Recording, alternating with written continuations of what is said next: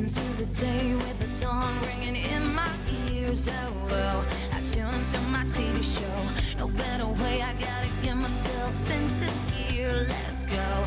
Oh, and I feel good today with my wake up in the morning espresso.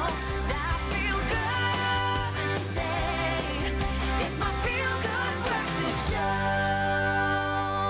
And just like that, it is Wednesday. Good morning. This is your Feel Good Breakfast Show, Expresso on SABC3. I'm Zoe Brown, and today is going to be a jam-packed day because not only are some of your favorites here, but we also will be joined by radio personality and former Pasella presenter Tracy Lange. She's got that beautiful laugh of hers, and she's also very excited to join us to tell us more about the tribute season of Pasella and how viewers, how you can be a part of it. She will also be going head-to-head with our very favorite Carl Wastie in our 5 seconds game to win a box of Oma rusks. And I feel like it's too early in the morning to remind you what Wastie said when he was asked 3 things you cannot name your partner. I'm not going to say that because it's too early in the morning, but I think the big question is, who do you think will win? And let's say good morning to the boys. In fact, Graham, who do you think is going to win between Tracy Lange and Carl Wastie? Not even a question, Zoe. Why are they talking about my past? I just want to know that. Why? Isn't that Your baggage, your dirty laundry has just been hung up to dry. A very good morning. My name is Graham Richards. My name is Carl Wastie. As you say that, you're like the manager at a restaurant. They always talk to you while you're about to eat. As you're Carl about to have a Wastie, it's nice to meet you. It's lovely to have you along for the ride today. What have you got? I have this hazelnut thing. It's tasting Guy, I got so good. And cream. So good. Goodness. I'm just letting you know. I know it's this early in the morning, but this still works for me. Actually, we wanted to ask you something because we're going to get our dad bods to talk about dad stuff today. And it's related to his chores. I mean, what type of chores do you give your kids? Sure. My little man, he's still kind of at that young age where it becomes more of a chore to give him a chore because he kind of undoes all the hard work. But he's so earnest and he really does try hard. So we garden and I got him little gardening tools. It's really, really cute. He's a danger to himself and to others with him, but it's awesome. And tidying up after himself. That's like, I'm a bit of a freak about, so you can imagine having a 1-year-old and a 4-year-old. When they clean up? Clean up, clean up. We might do a dance or two. But it's a great way for them to learn about responsibility, and it can be a bonding exercise. And of course, with us spending so much time indoors with them over the last year but, you know, we had what, and on your side? It's actually more about just making sure that my Bitcoin's looked after and that sort of thing, so it's fun. I'm just kidding. I'm kidding. No, I'm just kidding. No, I think it's important at sort of 11 years old, there are certain things you need to look after. Personal hygiene and also the home. They have to actually make sure that they focus on that. But I mean, it's beautiful. Chores are chores, and they come in different shapes and sizes. We'd love to know exactly what you give your kids as a chore to do. And also, we love giving chores to Zoe, like doing news. Sometimes. Thank you, Wastie, and let me jump straight into it with your national headlines. Health Minister Zweli Mkhize has been placed on special leave to enable him, and I quote, to attend to allegations and investigations concerning contracts between the Department of Health and a service provider, Digital Vibes, the presidency said in a statement yesterday. Tourism Minister Mbomoloko Ngubane will act in his place. The Special Investigating Unit is currently investigating a 150 million rand contract, which an internal probe in the department found was irregularly awarded. The minister has denied that he personally benefited from the contract. And Basic Education Minister Angie Motshekga says it is essential that teachers be vaccinated against COVID-19 as soon as possible. Motshekga was responding to criticism that pupils returning to school pose a danger to teachers. She said pupils should return to school because the current exchange timetable was not efficient. She said many students do not remain busy and then become involved in crime. Motshekga added that the department wished to prevent social problems and thus believes pupils should return to school. And the free movement of Basotho, a social movement of Basotho based in South Africa and the Kingdom of Lesotho, wants Lesotho to be incorporated into SA. The movement has called for a referendum in Lesotho to allow Basotho to vote if they wish Lesotho to remain a sovereign state or be incorporated as the 10th province in South Africa. Some of the reasons cited are political instability and the fact that Lesotho is heavily reliant on SA in terms of economic growth. And more than 800 suspected criminals have been arrested in 16 countries as part of a worldwide operation using a messaging application. The operation was launched by Australian authorities and America's FBI. Devices with the Anom application were secretly distributed among criminals to monitor their conversations. More than 12,000 devices were monitored over a period of 3 years, and the operation targeted drug gangs and people with ties to the mafia. Authorities seized tons of drugs, 250 firearms, 55 luxury vehicles, and more than $48 million in cash and cryptocurrencies. And next, how creative use of technology makes a huge difference. The WWF says the planet's wildlife population has plummeted by 68% since 1970, with threats such as poaching and loss of habitat.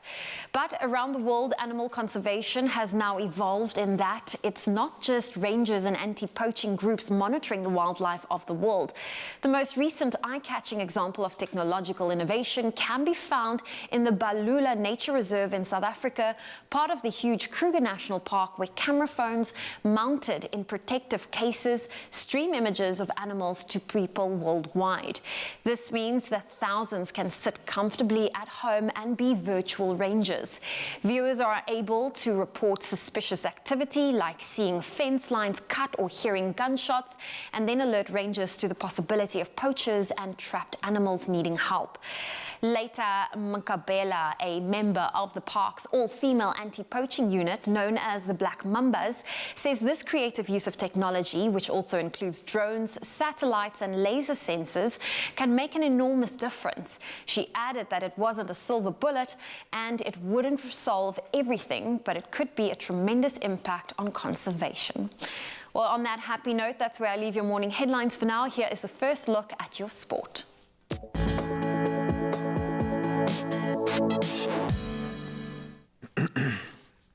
Thanks so much, Zoe. Let's start with football news first. Star striker Percy Tau will miss Bafana's clash against Uganda tomorrow. That after testing positive for COVID-19. The Brighton and Hove Albion player is not the only one to test positive. Debogo Mokoena also contracted the coronavirus. Then Sipho Mbule, Moselebusa, Motibi Mvala and Rivaldo Kutsia have all also withdrawn from the camp. South Africa will be up against Uganda in their international friendly tomorrow at 6 p.m. Then on to transfer news in rugby. Rugby World Cup winning Springbok hooker Bongi Mbonambe has left the Stormers to join the Sharks. The 30-year-old has been with Western Province and the Stormers since 2015. Mbonambe follows the likes of box skipper Siya Kolisi, who made the move from Cape Town to Durban this year, and he'll officially join the Sharks camp from the 1st of November. That's getting into the business end at Roland Garros. World number 6 Alexander Zverev, he's reached the Roland Garros semi-finals for the first time with a straight sets win over Spain's Alejandro Davidovich Fokina. The German beating the 46th-ranked Spaniard 6-4, 6-1, 6-1. Then in the women's draw, Russia's Anastasia Pavlyuchenkova will meet tomorrow Zidansek in the semis. That was after seeing off Kazakhstan's world number 22-ranked Elana Rybakina 6-7, 6-2, 9-7 in a thrilling final set. And that's where we leave our sport for this hour. Let's greet the day with some of your beautiful sunrise pictures.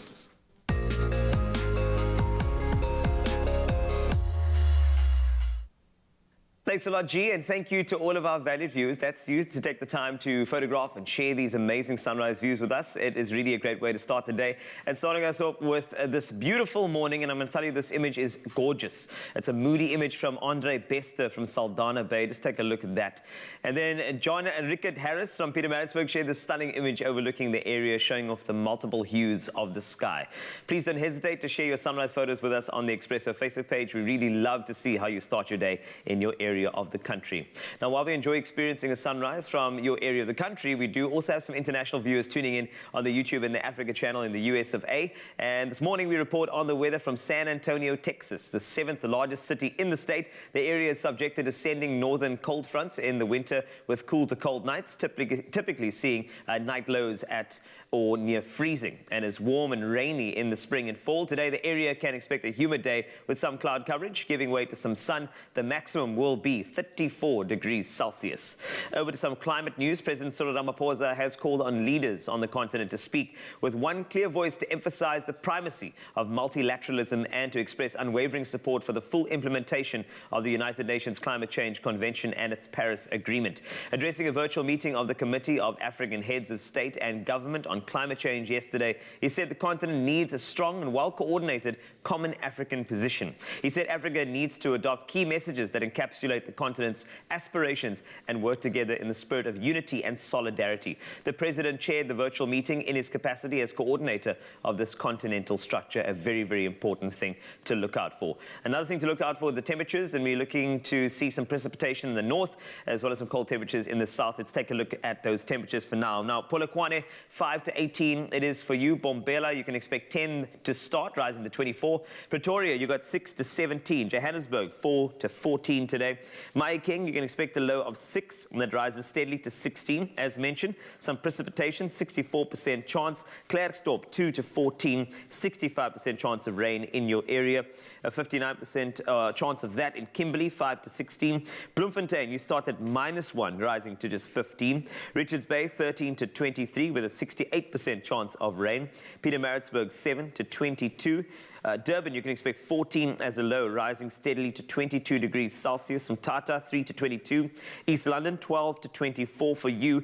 Cradock, good morning, 3 is a low, that rises to 20. Gqeberha, 10 to 24. George, 12 to 21 today. The mother city reaches 20 as a max from a low of 12. Worcester is a max of 21 later, and that starts at 8 this morning. Sutherland, 3 to 14, and then Uppington, 10 to 22 for you today.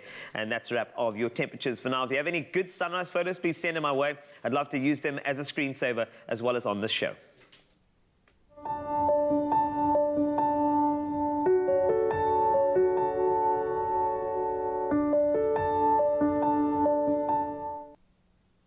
Oh, thanks, Wasty. And you know what? When it comes to the best stories, those are usually the ones you make yourself. So not only is this possible with Cadbury Dairy Milk hashtag in our own words initiative, it's also encouraged. You better be doing it. So by visiting cadbury.co, that was a bit aggressive. So I'm really passionate about reading, okay? And I just love this campaign. By visiting cadbury.co.za, you can take part and help make sure that all children can enjoy African language tales in their own home language by translating just one word at a time and 1 word a day. Yeah, man, I love this. I'm so excited for this. The first part of this show that we're getting to actually do this, and I can't wait to see all the other words that come through. But today, Mzansi, your word is the following. It is city. So you're going to tell us how you say city in your own language. Okay, so obviously... I'm bilingual here. Start. So, okay. Klein Tarantaal in die groot stad. Wow, Say it. Tarantaal is one of my favorite translations. No. I got my own language because Nature Boy does things a little bit differently. So I don't call it a city, I call it a concrete jungle. Everything you got a plane, you're playing a concrete jungle. Yes. That's Nature Boy's translation. Oh, man, you can see it's already sparked a conversation. It's already got the imagination flying, and that's what this is all about. So Cadbury Dairy Milk is translating a word a day to help co-author a library full of children's stories books that all children, not just some, but all children can enjoy enchanting tales in their own home language. That's right. That's all you got to do is visit cadbury.co.za and help create storybooks and use that hashtag in our own words today. Go.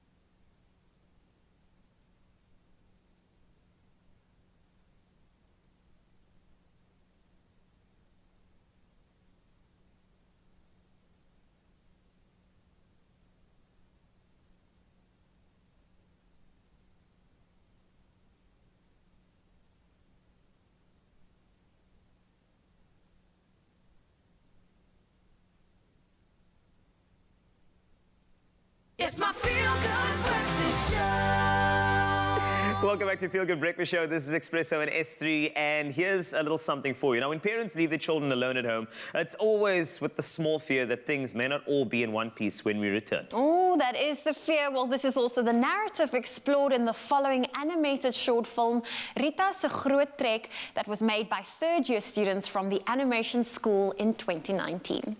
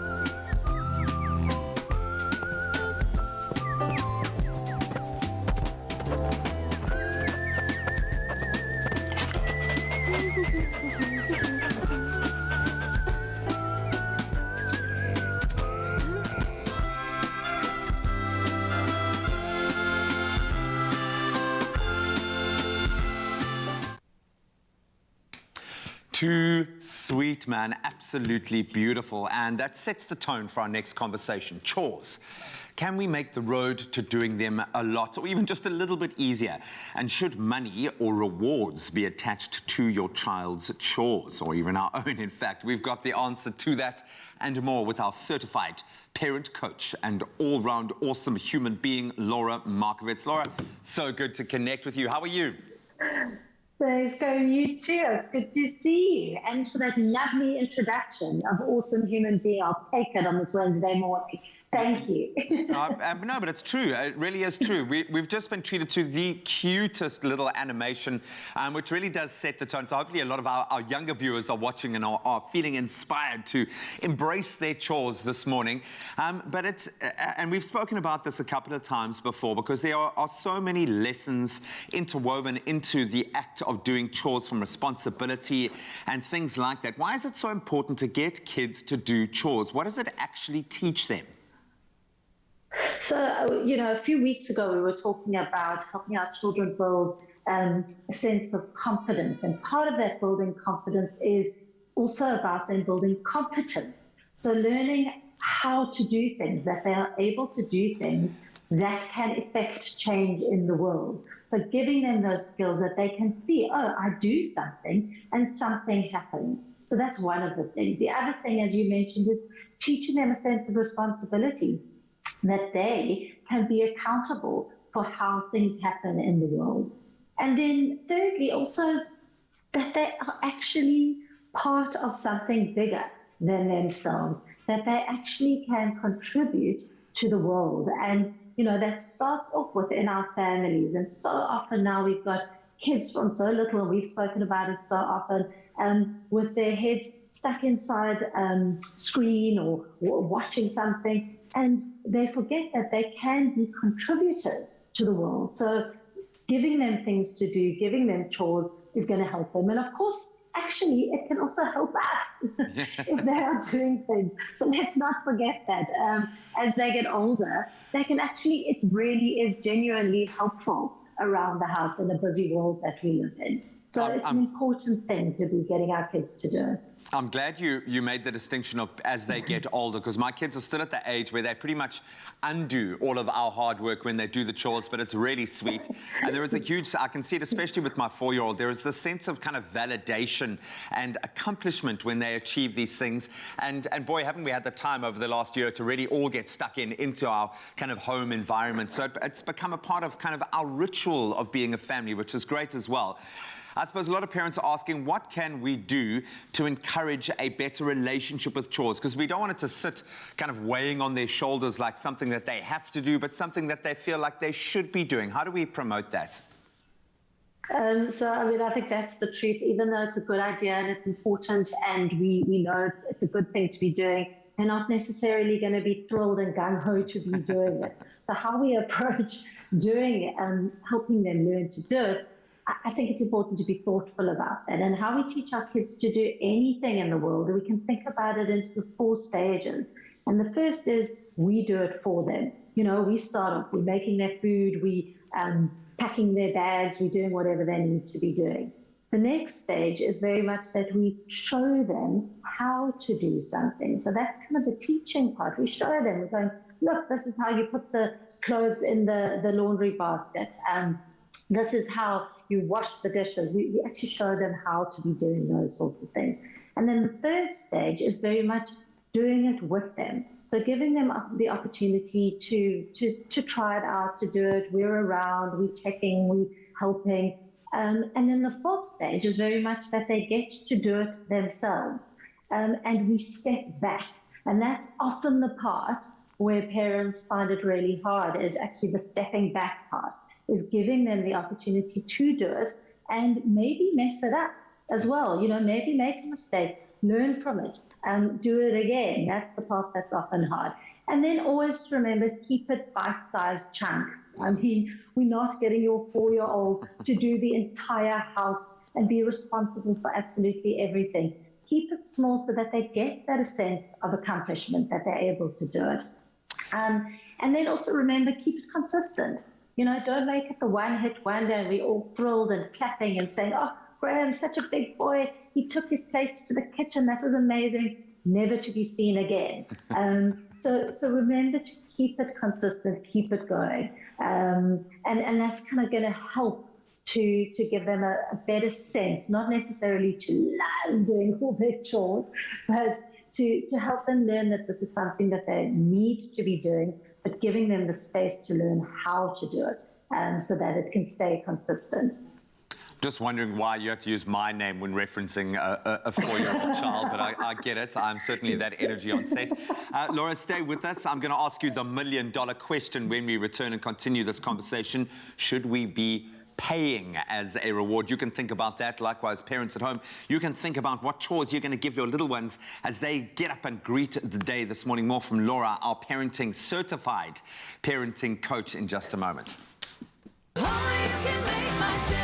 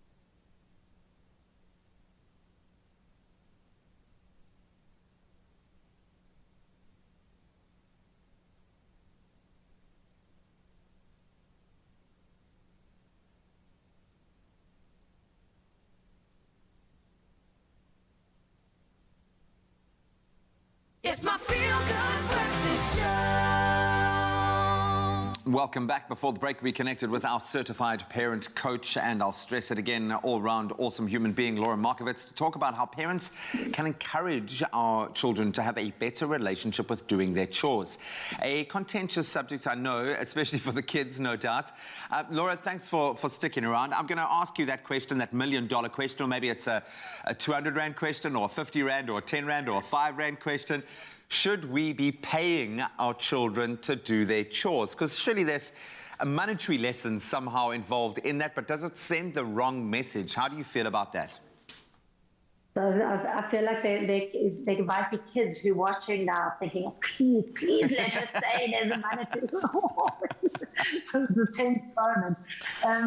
But I think, I think we know the answer to that. I think if we are going to be rewarding our children for absolutely everything that they are needing to do, that's part of our home, that's part of what just needs to be done. We're setting them up for a false sense of reality, because actually you don't get rewarded for absolutely everything that gets done. And I mean, I know we're talking a monetary reward, but we're talking with even little kids, stickers or sweets every time you do something. So I would rather steer clear of rewards and monetary attachments to general chores. There's actually stuff needs to get done because stuff needs to get done, and because you are part of our world and this is what's expected of you. That doesn't mean that you might have, again, for older kids, a pocket money system that might be attached to certain jobs in the house. So we might be saying something like,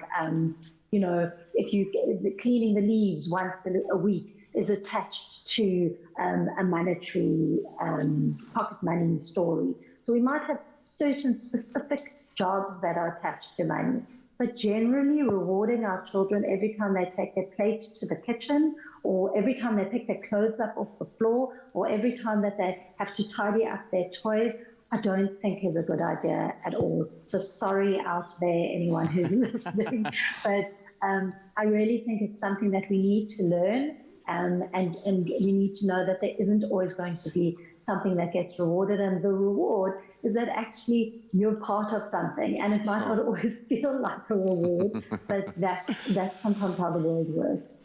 And right now, every child out there is going, where did she get that certification? What kind of certification is that? Who is this woman? But I certainly get what you're saying. And there are other opportunities. I know certainly built in with most kind of creche and preschools, there's bake sales, and there's other ways that you can teach your child the value of earning money. We've had our viewers obviously weighing in on the conversation, and clearly this has struck a nerve and inspired a conversation. I want to get into a comment right now from Keisha Naidu, who says, my two older girls, 10 and cool, I don't know what that means, have to make their beds, ensure that their room is neat, take the washing off the line and fold it, unpack the dishwasher, the eldest repacks as well, and then after school chores include unpacking their lunch bags and sorting out their clothing for the next day. They get points in the form of time allocated for playing on the PlayStation. If they do it well or do not complain, and if they do it without reminders, points get taken away too. If the opposite is true, it's been working really well. Well, hey, if she's saying it's working, and that's maybe quite a novel way of approaching a rewards system, and it looks like they've got quite a long list. How do you feel about that approach? So, I mean, when it's working, and I'm not going to say like, wow, stop that, it's working. The difficulty with the point system is I often find as parents is you want to keep things also simple. If you're finding suddenly you're having to attribute points, and especially with two kids, you're going, I don't know, did they do that well? Didn't I? It can become, did they do that yesterday? Didn't they? It can become a complicated system. And I like to simplify things where we can. And the simplified story of reward, of doing things around the house is that these are things that need to get done. They need to be consistently done. We as parents need to follow through and ensure that they are done. So things like, no, you're not going to play on the PlayStation until you've cleared the table or you've washed the dishes, or whatever the expectation is, because that's where it often goes wrong, is we just go like, I can't be bothered and I'm exhausted and it takes so much energy to follow through. And that is true. It really does. And, I won't diminish that at all, because for us, it is exhausting and it is easier let's not kid, as you said, Graham, it's much, your 4-year-old generally undoes what you've done. So it's much easier for us to do this stuff. We have to remember to actually step back and get them to do it and get them to follow through and do it. So for me, that's kind of the crux of the matter, is very much simplifying the system, making sure that the expectation is clear of what needs to be done, and that parents are following through and making sure that kids are doing it. Because, as I said earlier, let's not kid, kids generally, once they get bigger, are not that thrilled to be doing the things that are expected of them. So we've got to ensure that we follow through and keep it consistent, so that becomes the norm. This is what is expected in our home. Hey man, sometimes being a parent is a chore, but we embrace it, we love it, and we want to create well-rounded little adults. And I think otherwise you're going to be setting them up for bitter disappointment as an adult if you don't get that rhythm set in early on. Laura, you are a gem. Thank you so much. Go and do your morning chores or get your little ones busy, hard at work as we start the day. But have a fantastic day. Thank you so much. Some great advice there this morning. Thank you. You too. Cheers. Bye. Well, hopefully that's set the tone for your day ahead. Don't overload them with too many chores, but there is a golden opportunity to learn about that validation, about that sense of achievement, and about the fact that things sometimes just get done and need to get done by someone. So go and do it. Oh, well, it's really making me think back of when I was younger and when I had chores. But even as a teenager back in the day, I'm sure we can all agree you feel invincible and that the rules of the real world really hardly applies to you. And while you are living your best lives, we're often, spending our time and money in the wrong places, as we do. But that is okay, because learning those hard lessons is part of life. So this morning, we are looking back into the past and putting, having an honest conversation about our money choices in our Dear Younger Me chat. So, gents, I thought today's the perfect opportunity for the two of you to fill in the blank to the following statement. Younger me would have spent too much money on blank, but now I know better. Oh, the list is big. There's so many things. Just waste everything that I got. Who's going to go first? Okay, Raul, you go first. I know this is something that was huge, and it came to me like earlier.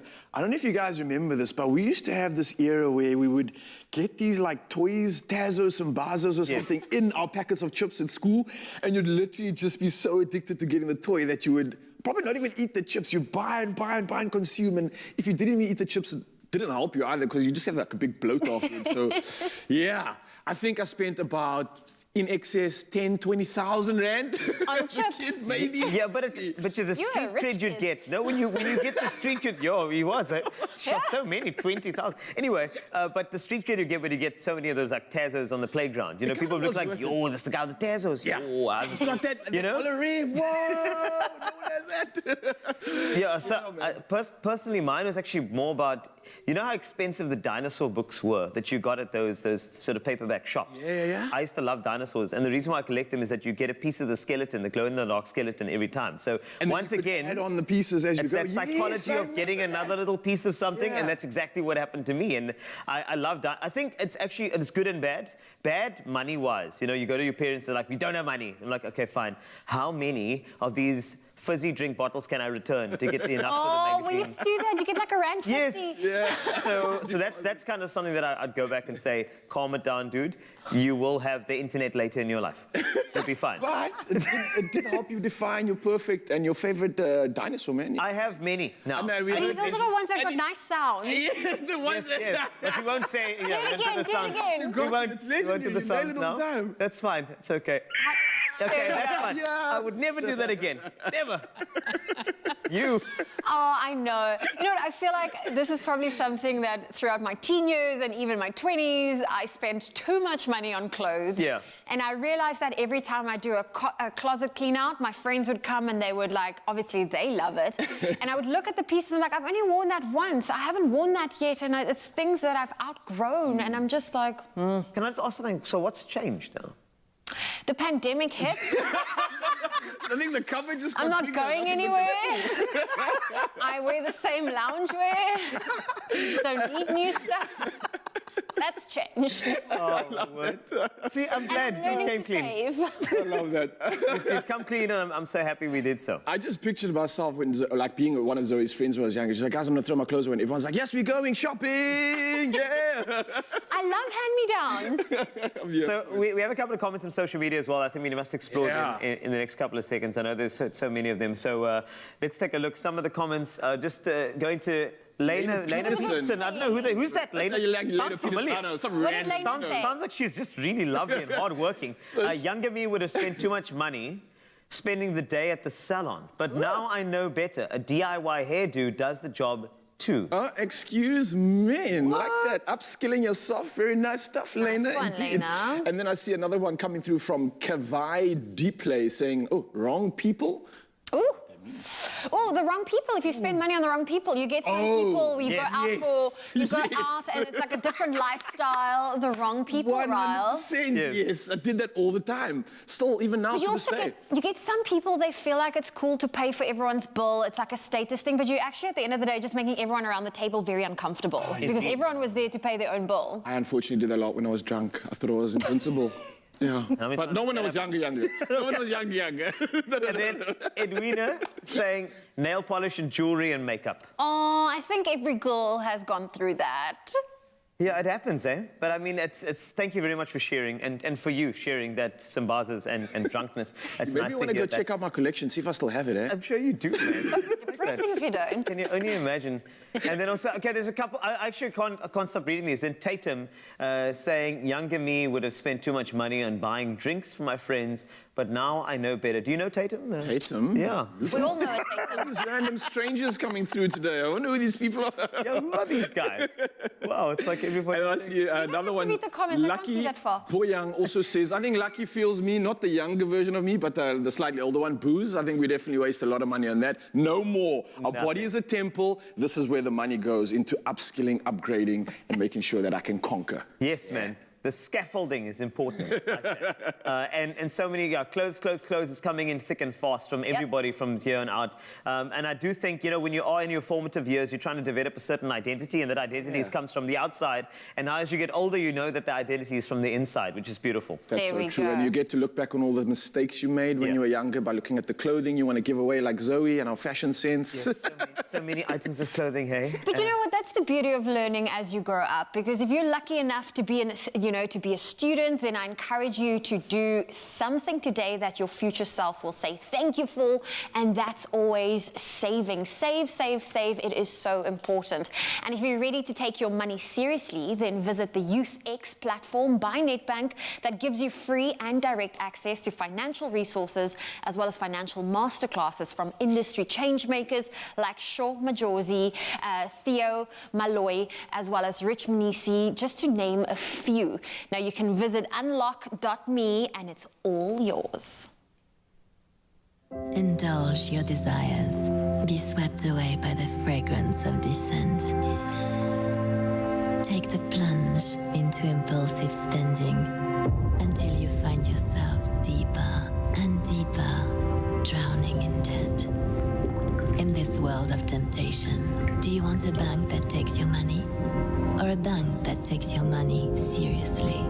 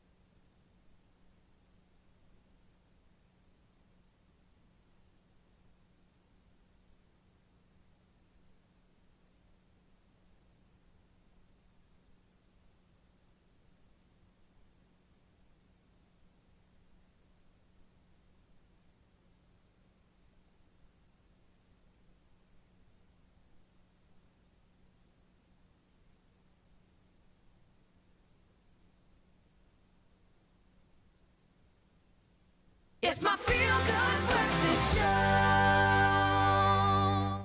show. Welcome back.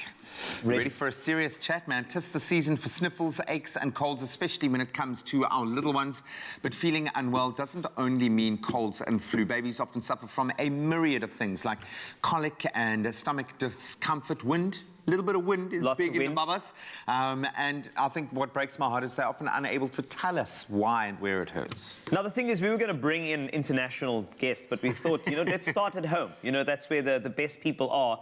And we have our favorite dad, Graham Richards. Oh. Okay, this guy. I think it's important for us to share a lot about how you've managed your two little ones, how you've nursed them back to health, how you've tried different things to make sure that there were solutions. The weather is different now. And also, I think it's important to not only share about some of your tips and tricks, but also some of the products that you've used to make things a lot easier. Do you know what it is? Like, and I want to say, like, some almost seem like old wives' tales. You get kind of like the instruction handbook that's handed down from mother to mother to mother to mother. And as dads, you've got to pick this sort of stuff up. But there are some products that I guarantee you any new parent out there will have, like the Telemann drops, undoubtedly. I can guarantee you there's not a parent out there that hasn't, because often it's difficult to establish what's going on. If we talk about colic, which is basically a baby that's just uncomfortable. Yes. And it's difficult to discern what's actually going on. So there are a couple of go-to products that I've lent on over the years. It's kind of, you almost want to just remove some of the sort of the things, the extremities to kind of get down, and sometimes this works. Obviously, when a baby's crying, you as a pops, you must feel like I can't, like you almost want to say, rather put the pain on me. No, completely, dude, completely. And there's nothing more heartbreaking than that little cry, especially when they get that little bleat, like a little lamb. And you can just see there's something. And you think about yourself, if you have stomach discomfort, if you've got like IBS or something like that, it's awful. Now imagine that in a little body with a brain that doesn't understand what's going on. Indeed. So I'm gonna gripe water. Enjoy, kind of getting into some of the things that we really help. The Telemann drops I love. You can give from birth. The little kind of droplet bottle makes it a lot easier to administer it as well. You can just pop a few drops into the mouth, and it works. How it works, I don't know the science behind it, but it really just does work. And they say babies very resilient. It is indeed true. However, we have to still support. We live in a changing world, viruses, flus, etc., and you want to keep your kids safe. So have you decided on any sort of multivitamin that you'd plug in? Well, what I love here, and again, it's important what they put into it. So the Vidalen Plus Iron, which is great for a young growing body and a growing brain, and I'm big on early childhood development. Full spectrum, again, you can give it from birth up until 4 years old, gets all the right kind of spectrum of and we all know Dalen. But it's what I like about that is because it's difficult to get all of the nutrients into your little one, especially when they're young. And yes, milk, we know breast milk is best, but there are going to be natural deficiencies, so having a multivitamin is absolutely essential. And I really like, you can get the Vidalen straightforward, but the Vidalen Plus Iron was generally my go-to. And what I like is there's no kind of harsh sugars, alcohol, that sort of thing as well. And also no tartrazine, because sometimes that's an enhancer that shouldn't even be there in your child's system. And it's prevalent as well when you wouldn't expect it. Just in terms of just something that you'll always find, we all have a medicine box at home. What type of things would you find in your medicine box just to make sure that you're always ready for whatever situation comes up? Obviously, for cuts and scrapes and bruises and things like that, you need like your gauze, your plasters, and often a plaster becomes a part of the healing process. Just them having a plaster on makes them feel better about it. So obviously, you want to have a practical kind of first aid kit, but a couple of absolute staples, the gripe water, undoubtedly, and again, no preservatives, no alcohol, no tartrazine, and that is a go-to, especially for wind and for stomach issues like that. And so many babies really do suffer from that. Remember, they're on a very high kind of lactose diet from the start, so that really is important.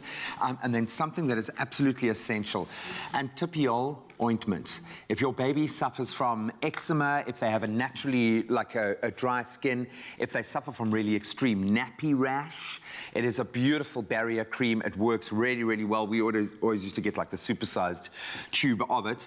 And then maybe a little bit of milk of magnesia to help with stomach ailments as well. Perfect. Look after the tummy, look after the skin, look after the vitamins going into that little body that has a growing brain, growing organs, and then I think you're all right. And that wraps up our Daddy Boot boot we're camp right. for the day Yeah. of Expresso here on S3. That was sensational. And as you know, it can break your heart to see your child feeling lousy or it's sick. awful. But you can help them feel better. With Purity's range of medications, they really are there for you every single step of the way. Just ask this man and anybody else that's used their How's your products. tummy, dude? That's fine. Give me a little bit of your that, little please, if you tummy? don't. I actually used to use that when I was growing up. Yeah. Becoming a parent fills you with delight, nerves, and questions. Now, an original South African app has the answers. Whether you're expecting your bundle of joy or raising a preschooler, the Purity Journey Journal app is a breeze to use. Sign up for free and choose from a host of features, including 24/7 medical assistance, expert tips, and milestone tracker. Sign up to the Purity Journey Journal app for whenever you need some guidance along your parenting journey. Yeah, and it's not only the kids. Winter means making sure we listen to and be kind to our bodies to stay healthy and, of course, safe. Now, many people are exploring plant-based milks as a healthy alternative to dairy, and we're going to be looking at one of the most popular, and it's called oat milk. And today, we're making, listen to this, it sounds absolutely delicious. It's called an oat milk latte with burnt fynbos honey. And we're using the Nespresso Ispiraziano Roma coffee, and it's the perfect winter warmer for those cold mornings. And here to show us how is the man, the myth, the legend, Chef Clem in the building. Do you like oat milk? I love all these alternatives that are coming through. Almond milk, oat milk, rice milk, you name it. I'm here for it, man. It's so cool that there's variety and there's option, and there's also even some added benefits to having these alternatives too. And we've made oat milk on the show before. It's super, super easy. Right. And I love it too. It's got like a nuttier flavor to it, especially if you are like lactose intolerant or you have a sensitivity. Oat milk is great. So I'm going to ask you. It also has like good fat, like good oils in it. Yeah. Too. So it's got that like velvety texture. Kind of just, you like that, eh? You like that slide jump. I love it. I love it. Okay. So what's happening, man? I'm going to ask you to froth up that oat milk for us. Okay. And then what I'm going to do. You good? Yeah, no, I'm good. I'm just making sure that I'm doing the right thing. I've got the barista device that I'm using this with. Love that device. If we didn't have one of these, we could obviously have a lot of other alternatives. You could use the machine, you could shake it up, you could go crazy. You can. But we This just makes your life so much easier. Literally It's just amazing. push a button, I believe, so... You on it? You good?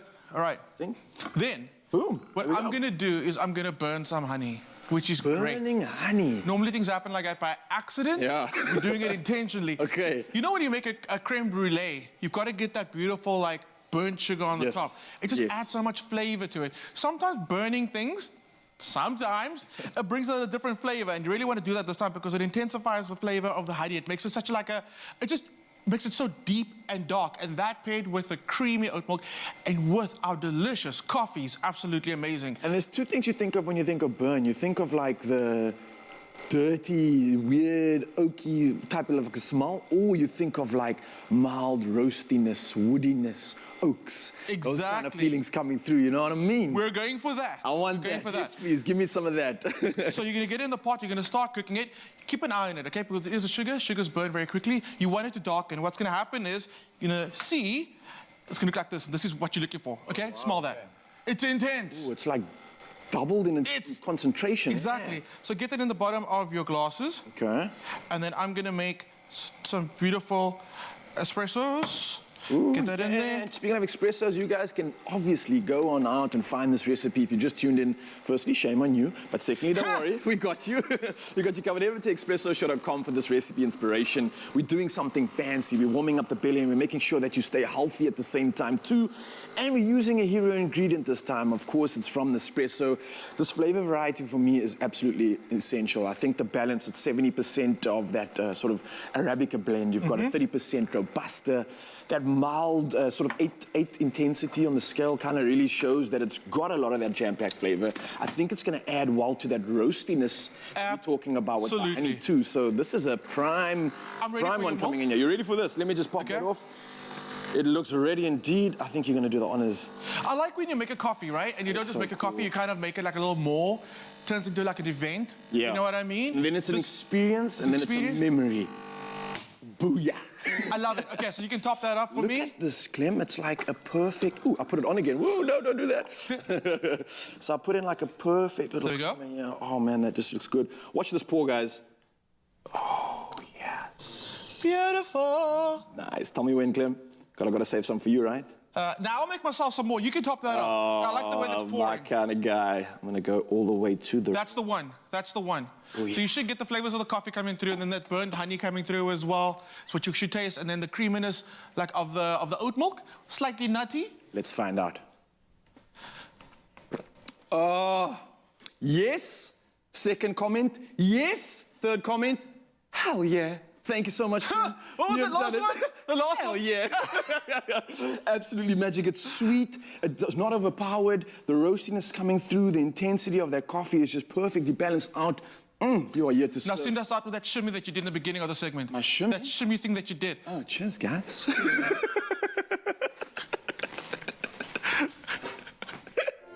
With every cup, we cultivate some of the finest coffee in the world, celebrating farmers as artists, elevating every coffee moment, because with every cup, precious coffee preserves the beauty of our world. Nespresso, what else?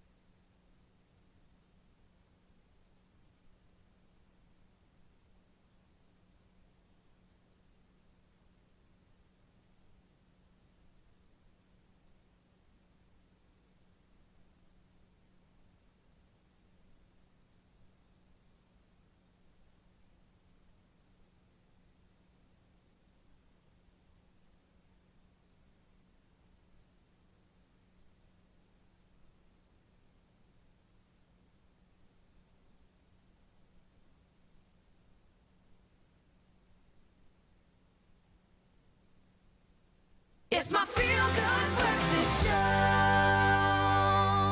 Welcome back. This is your feel-good breakfast show, Expresso on S3, and we have a very, very special guest. Yay. Because you've heard her on your radios, you've seen her on your television screens, and now you get to see her on your feel-good breakfast show, and she also has covered some many best-selling glossy magazines. It's the one and only Tracy Lange.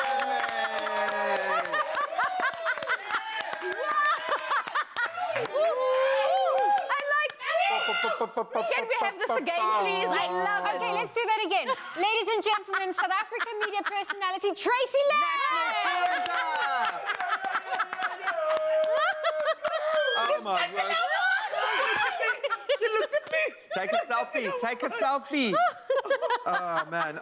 Obviously, a long list of accomplishments and achievements. The leather pants probably standing out as your most recent. Just for you, actually. Just for you. I got to see you as we were kind of having little individual moments behind the scenes. You were a host at the SAFTAs, but of course you were featuring within the SAFTAs, not once, not twice, but thrice. Yes. Requestat won 3 awards at the SAFTAs. I mean, it's difficult to know where to begin with you. Obviously a Porcella presenter and one of the most loved in their incredible journey, but can I just say congratulations. I know heart and soul would have had to have gone into that project. How good did it feel to get that kind of validation? I don't think I can even begin to describe it. It took me at least 2 weeks to come off that high after being told that the first movie I've ever produced was not only nominated for a SAFTA in 5 categories, but we won 3 of it, and then Best Feature Film. It was absolutely phenomenal, mind-blowing, breathtaking. We were so sure that we wouldn't win, not because the movie isn't great, it is fantastic, but because we were up against really big movies. It was a very strong year. It was, yes, it was such a strong group of people to be up against. And then the next thing they go, well, you, and now Griek start. There you were. Graham goes, Griek start, and I went, no way, and I started screaming. And we hadn't planned any kind of celebrations because we really just went like, this is so unexpected. We really did. When we got the nomination, it was that proper, this is so unexpected, but fantastic, and there's nothing better than this. And then we won. And on top of that, I mean, we brought Arnold Vosloo back to the country for his first Afrikaans role in 30 years. Sure. Yeah. And years ago, I'd said, I would love to produce a movie and I would like to bring Hollywood to South Africa, not knowing that it would happen exactly like that, which is what it did. And you know, straight after that moment, the director had to say to me in my ear, Graham, there's no audience here. You can stop clapping and cheering. Okay, I get it, but it was just amazing. Oh, well, you deserve an audience wherever you go, Tracy. I have to admit, like, when you told me that Pasela, when you were a Pasela presenter, that's where it started for you in the industry. I had no idea. But, I mean, how has that journey shaped you to become the media mogul that you are right now? Yes. Yeah. Well, let me tell you this. Pasela is what cemented the idea that if you want something, you need to go after it. Many people don't know this, but I was on air at the time when I thought to myself, you know what, I think I'm going to find a way to contact Pasela. And that's what I did. I Googled, found an email address, sent them a mail and said... You sent them an email? Yeah, no, you can't wait for things to happen. You need to be proactive about this. You want something, you need to go out there, make it happen.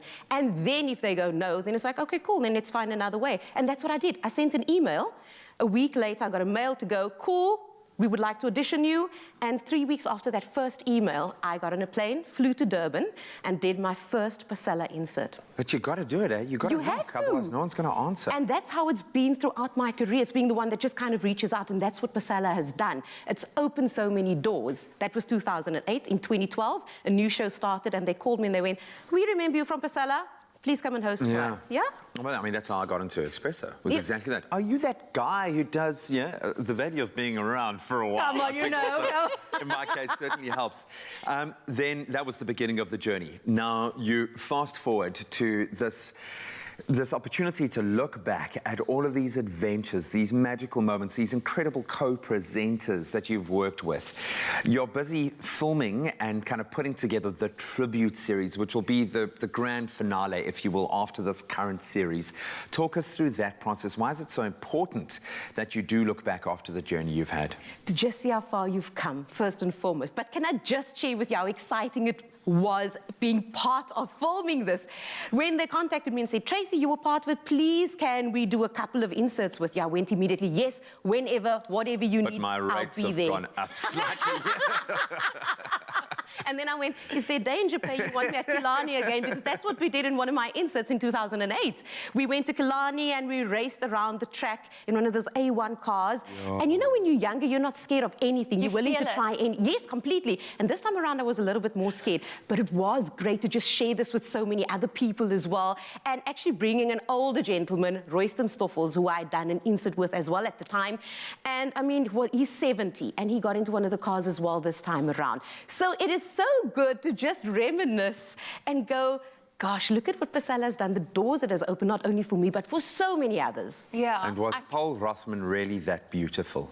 Oh, he's beautiful. Was even more gorgeous. I remember one of my best descriptions, and one of the best descriptions of Paul came from Carl Wasty. He said, gosh, his dimples are so deep, a baby can sleep in it. At the time, that is what he said. It's true, man. That's what he said. And really, he is gorgeous. He is gorgeous. Inside and out, yeah.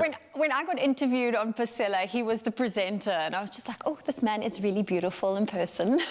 He really is like So that. But sweet. And he thinks the same. Enough, ladies. But Graham, you are gorgeous too. Just absolutely gorgeous. You know, you get like nice and then you get Paul, okay? Make sure you tune into Pasela every Wednesday, 7:30 p.m. on SABC2. That's the current format. Then, of course, we'll tell you a little bit more about the tribute season, which is going to be a magical journey. You are going nowhere because you can't move in those pants. That's the key.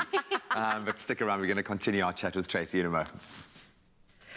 Oh, it's First bit of news that I love, Tracy Lange. And of course, we'll chat a bit more of it too a little later, but let's get on to some of your news action for this morning. Now, it was reported in the media yesterday that a Gauteng woman had given birth to 10 babies and thus broke the Guinness World Record, which is held by Malian Halima Sisse, who gave birth to 9 children in Morocco last month. Yesterday's report said that 37-year-old Tamara Sitole gave birth to her decuplets at the hospital in Pretoria, but a government spokesperson, Pumla Williams, said they could not verify the authenticity of the birth at their facilities. They would, however, provide assistance where needed.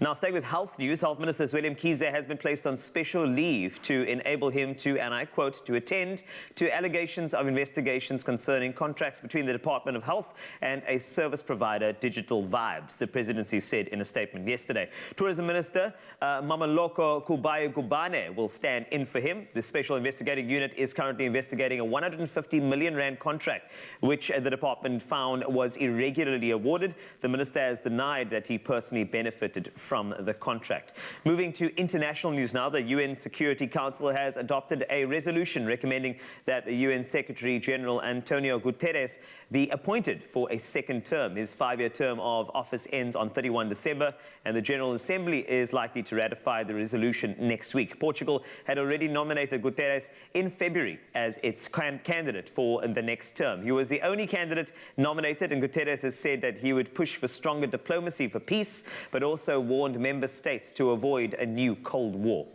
The Free Movement of Basotho, a social movement of Basotho based in South Africa and the Kingdom of Lesotho, wants Lesotho to be incorporated into South Africa. The movement has called for a referendum in Lesotho to allow Basotho to vote if they wish Lesotho to remain a sovereign state or be incorporated as the 10th province in South Africa. Some of the reasons cited are politically instability, or should I say political instability, and the fact that Lesotho is heavily reliant on South Africa in terms of economic growth. And next, news of a big bash, one to crown them all. A concert to celebrate the rebirth of New York, known to millions as the Big Apple, will be the culmination of an amazing, memorable, once-in-a-lifetime, so said the mayor, Bill de Blasio, at a media conference on Monday. A huge concert in Central Park in August is being planned to celebrate arguably the best-known city in the world, rebirth, and of course following the COVID-19 pandemic. No program details are known yet, but veteran music producer Clive Davis, who often draws A-listers to his events, has been asked to organize the lineup. Davis, who has worked with music legends like Bruce Springsteen, Aretha Franklin, and Whitney Houston during his storied career, said he hoped to recruit 8 iconic stars for a 3-hour event that would be broadcast worldwide. The concert would be the latest in a series of major music events hosted on Central Park's Great Lawn, like Simon and Garfunkel's Classic Free concert in 1981 or the Global Citizen concert in September 2019. De Blasio didn't mention a specific date in August, but lots of folks are saying it'll be Saturday the 21st, and who knows, maybe Graham Richards will be called up to MC that, because he MCs everything, including sport, which you'll get now.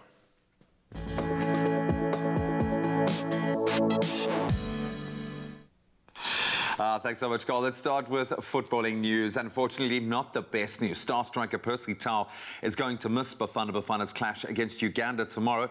That after testing positive for COVID-19. The Brighton and Hove Albion player is not the only one to test positive. In fact, Tebogo Mokoena also contracted the coronavirus. And Sipho Mpule, Mose Lebusa, Motibi Mvala and Rivaldo Kutsia have all also withdrawn from the camp. South Africa will go up against Uganda in that international friendly tomorrow at 6 p.m. Then on to transfer news in the world of local rugby. Rugby World Cup winning Springbok hooker Bongi Mbonambi has left the Stormers to join the Sharks. The 30-year-old has been with Western Province and the Stormers since 2015. Mbonambi follows the likes of box skipper Siya Kolisi, who made the move from Cape Town to Durban this year. He'll officially join the Sharks camp from the 1st of November. Now on to the courts. World number 6 Alexander Zverev has reached the Roland Garros semi-finals for the first time with a straight sets win over Spain's Alejandro Davidovich Fokina. The German beating the 46th ranked Spaniard 6-4, 6-1, 6-1. Then in the women's draw, Russia's Anastasia Pavlyuchenkova will meet tomorrow Ziransek in the semis. That was after seeing off Kazakhstan's world number 22 ranked Elana Rybakina 6-7, 6-2, 9-7. A thrilling final set there. That's where we leave our sports for this hour. Let's get one more look at some of your beautiful sunrise pictures and see what the weather has in store.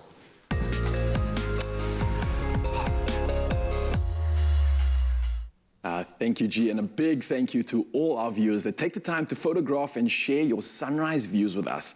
Now, it really is a great way to start the day, and Daki Mpokunta from Tembisa shared this beautiful misty morning looking through the willows with us. Now, what a pretty walk this must have been. And if you're in Tembisa today, you can expect sunny conditions, yet a very mild maximum of only 15 degrees Celsius. Now, Fan Hunker from St. Francis Bay shared this view overlooking the ocean, showing a yacht sailing in the distance. Now, a sunny day is forecast, reaching a maximum of 20 degrees Celsius.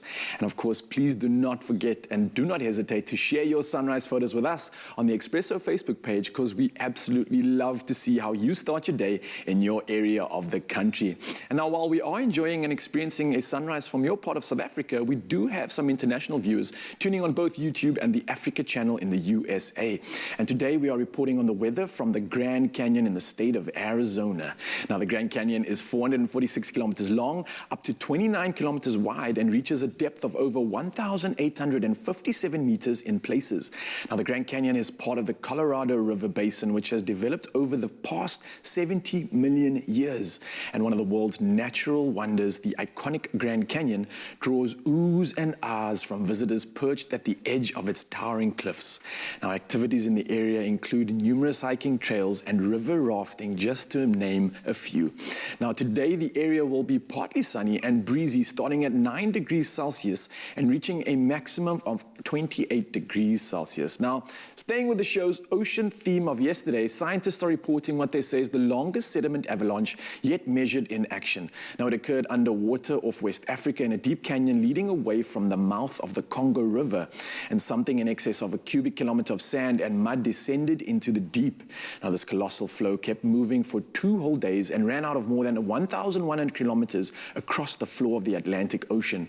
Now, the event would probably have gone unrecorded were it not for the fact that the slide broke 2 submarine telecommunication cables, slowing the internet and other data traffic between Nigeria and SA in the process. Now, the research team says 2 factors combined to prime and then trigger the prodigious flow. And the first was an exceptionally large flood along the Congo River, which then delivered vast quantities of sand and mud to the head of the underwater canyon. Now, that's a wrap in terms of our international news. Now, taking a look at our local weather, starting off in Polokwane, we've got a low of 5 and a high of 18 with a 3% chance of rain. Mbombela starting off with a low of 10 and a high of 24. Pretoria, a low of 6 and a high of 17 with 22% chance coming through. Joburg, 41% chance of rain, a low of 5 and a high of 14. Mahikeng starting off at 6 and going all the way to 16 with 64% chance of rain. Klerksdorp, very similar, starting off with a low of 2 and moving all the way to 14 with 65% chance. Kimberley, very similar, a low of 5 and a high of 16. Bloemfontein starting off with a chilly -1 this morning and then moving over to 15 degrees Celsius. Richards Bay, a little bit of a rainy day expected, 68% chance with a low of 13 and a high of 23. Pietermaritzburg, a low of 7 and a high of 22. Durban starting off on 14 and moving all the way to 22. Mthatha, a low of 3 degrees Celsius and moving all the way through to 22. East London, a low of 12 and a high of 24, with Craddock experiencing a high temperature of 20 degrees with a low of 3. And then Berga, a low of 10 degrees this morning and a high of 24. Sunny skies all around. George, a low of 12 and a high of 21. The mother city, Cape Town, a high of 20 degrees today. No chance of much rain there. And then Worcester, a low of 8 with a high of 21. Sutherland starting off at 3, moving all the way to 14. Last but not least, Uppington, a low of 10 and a high of 22. Now, that's a roundup of our weather this morning. We've got more to find out from our superstar in the building. It's Tracy Lange, so let's catch up with her. Thanks a lot, Raul. And I must just say, it's actually quite exciting for me to chat to this person on our couch. You know that I actually got jealous earlier when there was somebody else interviewing her. I could feel it, yeah. And now this is my time. I've actually always wanted to do this as well. Can I do it? Yeah, go for it. Tracy is here on your couch on Expresso on S3. So we've covered so many great things that you've done. And I must just say, it's an honor. I'm actually quite starstruck, to be honest. Guys, so when you guys were dating, was it difficult? It was tough. Was it tough when you had your You know, just when we dated Oh, the first my time, word. it was like the magazine hype was not my thing. You know, I just wanted us to have like a nice free-flowing relationship. You know what I mean? But then she got super like famous, and it was tough for me. She did, eh? Because there was like Pasela, and then next thing you know, she's station manager of radio stations and stuff like that around. It was tough for me. You know what I mean? Film production. So I had to step away. And yes, you can say she is the one that got away, but it's fine. I mean, we're professional, we're friends. You see, people are going to write stories about this now. Exactly. And they're going to go, oh my word, the things you never knew. Carl Wasty and Tracy Lange used to date. We did not. Just FYI, we did not. But it leads me to an important question, because you're a darling. Like, in the media, people love you. Have you ever had a tough time in the industry, especially as you kind of became very famous, essentially? Has it ever been difficult for you, that side of the industry? I must be honest with you, no. I think I've been very fortunate to be surrounded by great people, and I know Carl West and I, we can joke about it, but we started out at another radio station together. We used to broadcast from here every Thursday morning, actually from the set of Expresso, and there was a lot of support that came from there. And I think if you surround yourself with people that support you regardless of anything, and I remember when I moved to Afrikaans TV, and Carl Wasty was adamant they would have to watch me on TV despite anything. And they wouldn't understand what I was saying. I would get to work the following day and go, I don't know what you said there, don't understand it, but they would watch. And I think if you have people like that around you all the time who just support regardless of anything else, you don't pay attention to the fluff. Yeah. You ignore that, because that's It all doesn't it matter. is. It's like It doesn't blinkers. matter, yeah. Exactly, exactly. If you don't actually have my number to call me and tell me things, then whatever it is that you have to say clearly doesn't matter. That's very true. Also, I was privileged enough to actually receive that number quite early on. Which is great. You're such a liar. Yeah, it's actually quite nice that I actually had that opportunity. It's cool. That's very, very nice when you have people like that around you. And then, of course, it's the history that we have. Whew, it's tough. Anyway, I actually wanted to chat, I remember when the Pasela thing, began, and, we were working together, and there was always that intrigue, and I was really adamant. I wanted people to watch, and it's fine, because at the moment, that Afrikaans that you spoke was such like a suiwer Afrikaans. It was very, very simple. Ja, grammaticaal, wat is die semantiese waarde? Die semantiese waarde van die tuin is die groente geword. Geen idee wat hy nou sê nie. Exactly. No idea. But I wanted to, some of your memories, obviously we have a tribute season of Pasela coming up, some of the greatest memories. I'm sure there are things behind the scenes, things that didn't go right with shoots and stuff like that. Is there anything that comes to mind? Well, the one was actually the fact that we went and shot, I mentioned it earlier on, at Culinary, and we did these A1 cars with Bola Conradi, who was a Springbok at the time, and we raced around. We spent an entire day, I think at that point was 10 hours, and then we went to the third location. Yeah. Shot there, changed tapes and everything, because at the time it was still tapes. Yeah. And yes, but it was so long ago. You know about it. Come on, Graham. Peter Camp. I feel you, girl. And then, as we finished at the third location, it was after 10 that evening, the director went, where's my bag with the other tapes? Searched and searched. And what had happened was, it seemed that when they offloaded at the third location, they left the bag, someone walked past, grabbed it. So we lost the entire day's footage. So no one will ever see you, right? And then we had to reshoot. Yes! We had to redo everything as if it was the first time. Be scared, and at this point, obviously, you're not scared anymore. So all the interviews with Bola Conradi, Conrad Jantjies at Newlands, from there go to Bola's home with his family, all lost. Gone, redo. And at that point, you just start laughing. You just go like, this is not because it's funny, because it's hysterical now. Oh my goodness. Let's do it again. Whole day's work, lost, gone. And we can laugh about it now. I think for the tribute season, to the person who has those tapes, could you please return them for the tribute season? For Pasela every Wednesday. Thank you very much. Please. Just an idea. Could you dump them onto a digital format and then return them so that we can watch them? Absolutely beautiful, man. Great, man. It's been such a pleasure having you here. Thank you. It's been great being here. And obviously the current season of Pasela is on as well. Yes. Every Wednesday evening at 7:30, so watch it. It is Pasela in the format that we know.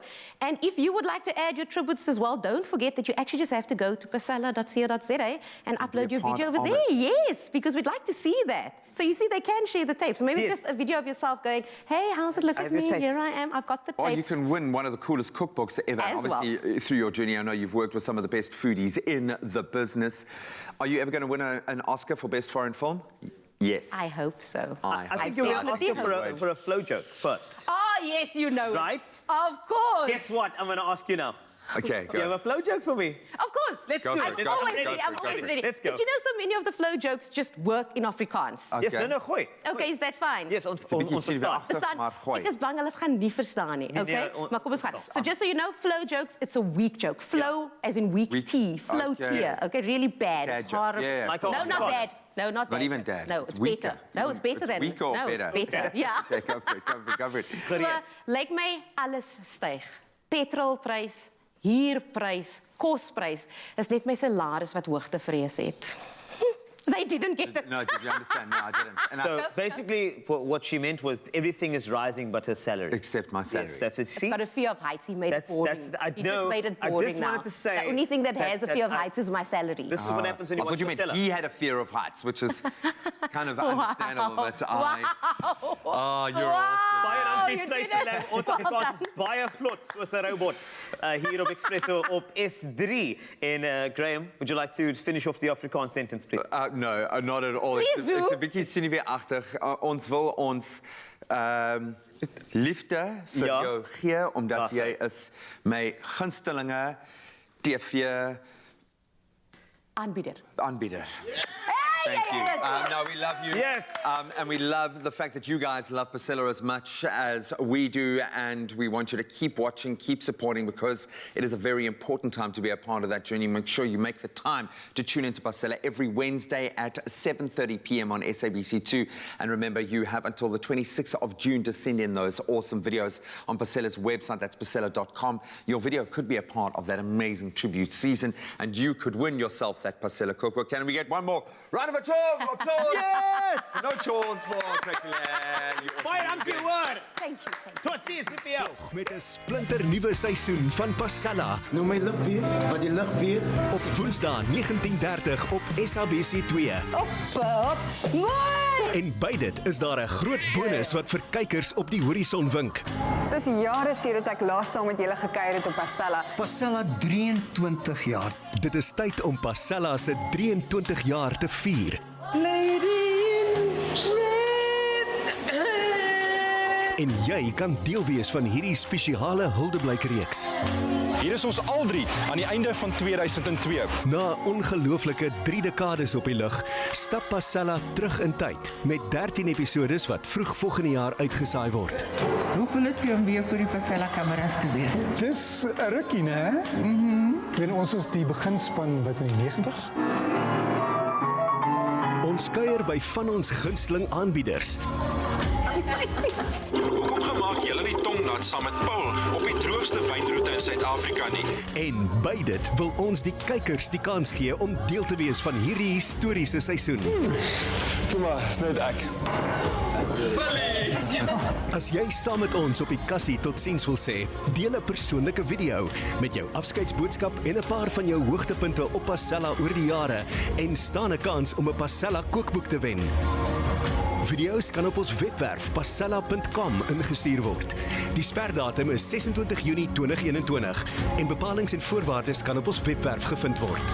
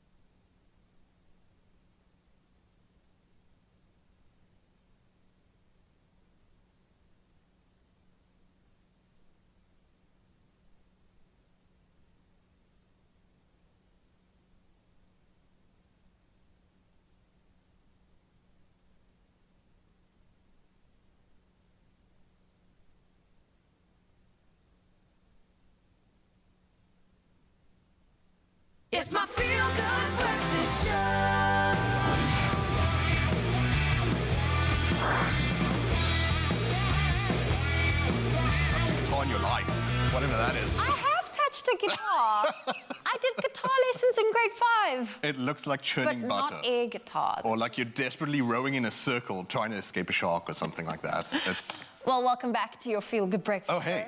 Yes, JP Sebastian is here. He is talking movies, and not just any movies, the latest movie trailers that he has brought for us. Stuff that I find enticing, stuff that I hope that you'll find enticing too. Okay, well, let's get into the first one, Blast Beat. Did you have an emo phase? Yes, of course, right? No, my sister did, and it was the cutest little thing. She wore the black, she did the eyeliner, she had like the goth stickers all over her door. It was, yeah, some of them were really dark. Were you ever intrigued about, say, the metal scene? Headbanging, no, big my hair. brother was. I've always loved the pink fluffy things.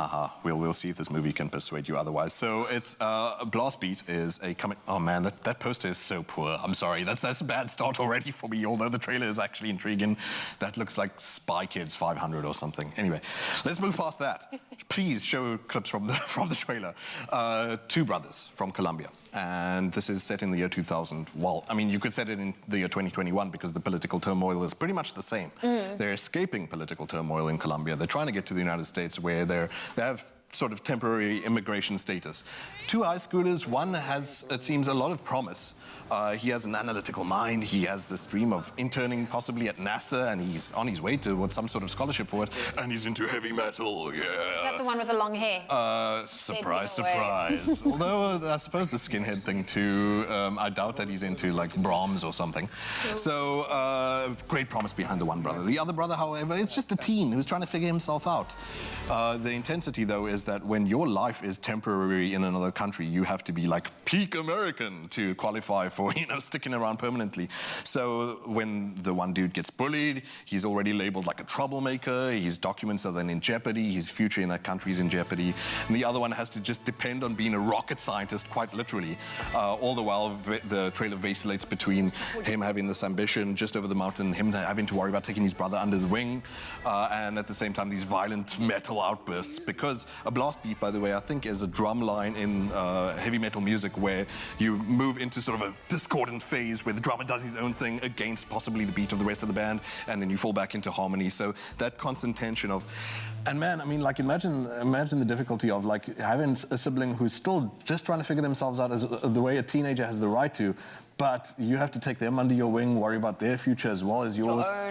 And this is real. Like, and the scary thing is a lot of people find themselves in positions like this, where the older sibling becomes the parent to the younger one, and they're still trying to figure everything out. So luckily, you got your siblings back into the pink fluffy phase of their lives. Oh, well, there we go. My sister did it all by herself. Let's move on to the next trailer you've brought for us. It is The Year of the Everlasting Storm. Now, thank you. I think you know. I feel like that's COVID. Well done. Da, da, da, da. 5 points. Ding, ding, ding, ding.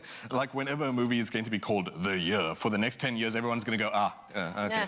Yeah. 2019, 2020, 2021. 2020 and 2021. Pick one. I don't know, it's all bad. Like, okay, a decade from now, it's going to be the decade of the Everlasting Storm. I mean, if we make it that long. Nevertheless, all very good directors in this. It's an anthology of like 7 short stories. And so in their own way, sort of up and coming, even though they're over 30 and some directors are just under 50, but they're still young for a director. And they each tell a story from a perspective of the feeling of being in lockdown. Whether it's just the boredom, the inanity of the feeling of wasting time, of hitting a wall, or the difficulty of saying goodbye to a loved one. It looks like there's a documentary as well. They've been very quite mysterious about what this movie is about because it was filmed during lockdown. So it's supposed to feel like once it hits you, like you're sitting next to someone else in an audience who felt like, I was going through the same things. And the kids don't understand. Look at that. Daddy, can we go outside again? Oh, man. So, yeah, introduce them to cinema as quickly as possible because it's the kind of thing that makes your hearts reach out to one another and be like, I feel you. I see what you're going through. And that's what this movie is supposed to be like. Okay. Well, I'm enjoying the trailers you're bringing to us. Let's take a look at the last one. No Sudden Move. Yes, great name. Sounds like a scary movie. It's thrilling and it's a mafia action type thing. So scary in its own way that Benicio del Toro is classically scary in whichever movie he does. One of the best living actors we've got, but the leading man here is Don Cheadle, who's for the longest time deserved a leading man role. People know him as like the secondary version to Iron Man next to Tony Stark. Aww. But obviously he's got a coloured career, whether it goes back to Hotel Rwanda, which was the one that put him on the map, I suppose, for the public. Yeah, he's rejoining with Steven Soderbergh. Steven Soderbergh, a name that might not immediately come to the average person, but he's a fantastic director. Seriously, if you love film, watch those shorts that we just mentioned, but also watch everything Steven Soderbergh has done from Ocean's 11, Aaron Brockovich, Logan Lucky. You know this guy, you love this guy, and so he's great with heist-type movies. You've got a bunch of criminals who've been called onto the same mission here. They don't know each other, but sort of like a Reservoir Dogs type thing. They're there for the same plan, they think, until they start revealing, well, the boss told me to do this. And the other guy's like, no, the boss told me to do this. Turns out they've all been set up against one another. It's star-studded cast, as you can see, whether Benicio del Toro, Don Cheadle. Sorry, I'm rushing. You're rambling. I'm desperately trying to talk about Steven Soderbergh because he's that fantastic. Amy Seymour, who's fantastic. David Harbour from Stranger Things, etc., etc. Don't have a date for it in SA just yet, but it's going to be star-studded and as knockout as Ocean's 11 or anything else that Steven Soderbergh has offered. Well, looking forward to that. JP Sebastian needs to catch his breath because he was literally running through everything he just said to us. So if you missed anything, don't worry. He'll be back a little bit later with more movie trailers to discuss. That's the preferred speed. Like more of a slow Spanish strum. Why not? Instead of churning butter. What was that earlier?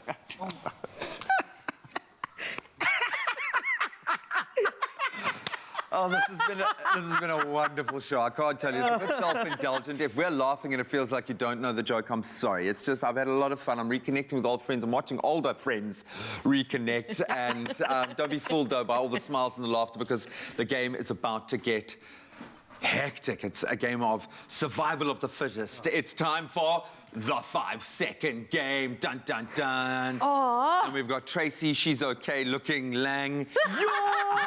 That was an old story you just brought up. You brought up an old story. I had to air it, dude. No! Did I say it right? How would you describe Tracy Van? Or So how back did in you the back in the day? when we were working together, our program manager would like to sit us down and I'll be like, hey, no, people ask, what does Tracy look like? And I'll be like, no, she's all right looking. And I still remember, all right looking. That's why you put on the leather pants this morning. It's like, all right looking. Now it's okay looking. Take a look at that. So this is how it works. I know you're quite competitive. I am. He's a bit of a risk in this environment. You see, that's exactly why am I here, he comes with a proviso, but we're going to be playing a 5-second game where I'm going to give you, obviously, a set of words or kind of contextualized words that I need. I need 3 of them within 5 seconds. It goes really, really quickly. And the theme is music, because both of you have a fairly strong knowledge in that space, hopefully, and a knowledge of each other, which I'm really hoping is going to... I really am. I want to do it. I am scared of you, Tracy. Okay? Be afraid. Okay, just Graham, so you know. Oh, what 3 inappropriate pet names do you have? No. All right, so let's kickstart this game. We're going to have a lot of fun, and of course, the winner gets to walk away with that beautiful chocolade stickies biscuit. Yay! Yay! Mooi man! I read it, so I didn't say it off. Oh, come on! Nog steeds. I didn't. Jou Afrikaans verbeter met rasseskrede. Baie dankie. Baie dankie. But well done, good answer. All right, let's get this party started. Carl. Oh, no. You worked at them all, I think. Oh, here we go. Name 3 radio stations. 5 Good Hope Metro. Wow, hey? So humble. Tracy, name 3 radio hosts. Carl Wasty, Zoe Brown, Tracy Lange. Wow. Gee, you are serious about this, eh? You even break eye contact there. Sure. We just, Carl, name 3 Afrikaans songs, liedjies. Kaptein, Double Furry DJ, and My Kunt. Hold on, Paul. My Kunt. Yeah, My Kunt. It's by Rihanna now. Hoe klink dit? Ja, sing dit. My kunt, ek is lief vir jou. Ek sien jou in die sky is blue. That's beautiful. Thank you. Thanks. Funny. Thank you. Funny, Thank you. Van die hemel af. Yes. Uit die blou van ons hemel. Yeah, no, she actually says sky in there. She wanted to change things up at the time. I love Rihanna now. Anyway. Mine easy, Graham. Tracy, name 3 female artists. Rihanna now. Rihanna du Plessis. Rihanna. Rihanna. As in... Die Afrikaans, yes. Onder my saam bereel. Priel. I know that one, Rihanna, yeah. Okay, Carl, this is going to be a difficult one. Name 3 words that describe your favorite kind of music. Loud, passionate, expressive. Nice. Hey, I had you to. thought about that in the moment. I like did that. indeed. I can feel that. Thank you. Tracy, name 3 songs that make you dance. Or dance. Umbrella, Captain, and My Kind. My Kind, yes! Yes, My Kind. I love that song. It's more of an expressive because you kind feel of, it. yeah, you feel it. It's just like flow. deep. You close your eyes, like High in the wind. Kind. In the sky is Sing it blow. in the sky. Yes, that's it. Carl, name 3 music award categories. Best producer, best writer, and best featured song. Featured in what? In a movie? Yeah. In an Afrikaans movie? Yes. Okay, name 3 Afrikaans songs featured in a movie. My Kind, Captain, and Double Fitted DJ. By the way, this is now a movie. Can't I answer the same question? Tracy, name 3 places where you can sing at the top of your lungs. In the car, in the shower, here at Expresso. Yes. Yes, indeed. Yes, so true. We do So that. true. I'm going to give you an added point. Thank you. Last one, very quickly, guys. Well, in 5 seconds, which is quite quick. Carl, sing 3 compliments to Tracy. Sing him. Oh, sing him. She's gorgeous, she's amazing, she's humble. Thank you. Onaanvaarlijk. Is that a word? Zeg weer. Onaanvaarlijk. Is that a word? Onaanvaarlijk. What do you want to say? What's the word? Hold on, wait, I know. Remarkable. Isn't that in the song? My Kind? Remarkable. Okay, because you just said, so onaanvaarbaar is unacceptable, but Okay. then gevaarlijk is dangerous, so you just said onaanvaarlijk. But it's unacceptably dangerous. There we go. Okay, Indeed. that works. That That is works. so Carl. It's a word used That in is My Kind Carl in by 5 Rihanna now. seconds. Okay. Tracy, sing, please. I say vol. Oh, yeah, no. Sing 3 words that describe Carl. Damn, you're so hot, sexy, gorgeous. What? All the rumors are true. Everything. Everything's All the true. rumors are true. I can't win. I don't know, because you were so onaanvaardigheid. I'm gonna give it to Tracy because you are so special. You wore the leather pants just for us. Oh, yes. I'm gonna tell you something that a guy told me over this weekend. You're a national treasure. How old do you feel right now? That's how I felt. You are that's as bad you as are all right lovely. looking. You're amazing, and the best part, you're only just getting started. Absolutely. You really, really are. Thank you. Just like music, you can take can take us to amazing places, clearly. We want to know where in the world you would love to take a box of Oma rusks to go and enjoy a dip with a very special view. Share your answer with us on the competition post on the Expresso Facebook or Twitter page, and you've got to use that hashtag, as always, dipping time, and you could win an Oma hamper plus 1,000 Rand in cash. Nice. Every entry also increases your chances of winning that 12,000 Rand SMEG grand prize. Competition closes today at midday, so you got to get on it. Move fast. And you could find all those terms and conditions on expressoshow.com. I'm struggling to read because my eyes have missed it up so much. I love you guys. Man. I love you. Tracy, we love you. We're going to get her in the kitchen in just a moment. Stick around.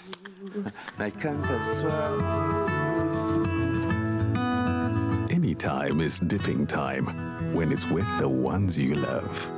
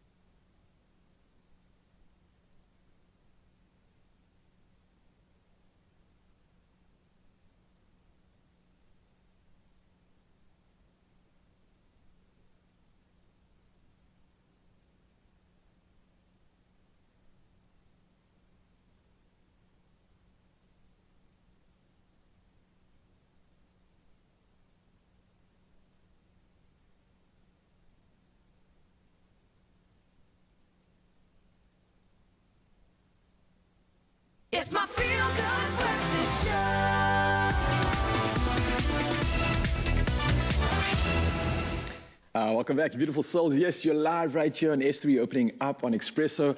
And I miss a friend of ours. And we were talking about this earlier in the show as well. We're talking about shopping, some memories. And I know one man which we do not need to twist when it comes to Uncle Tabzi. And that's when it comes to shopping too. And I know he's got something special planned, eh? He definitely does. So when we sent him to go stock up on his winter essentials at Game Fourways Mall, he turned up the heat and beat the blues with the hottest deals. Let's take a look.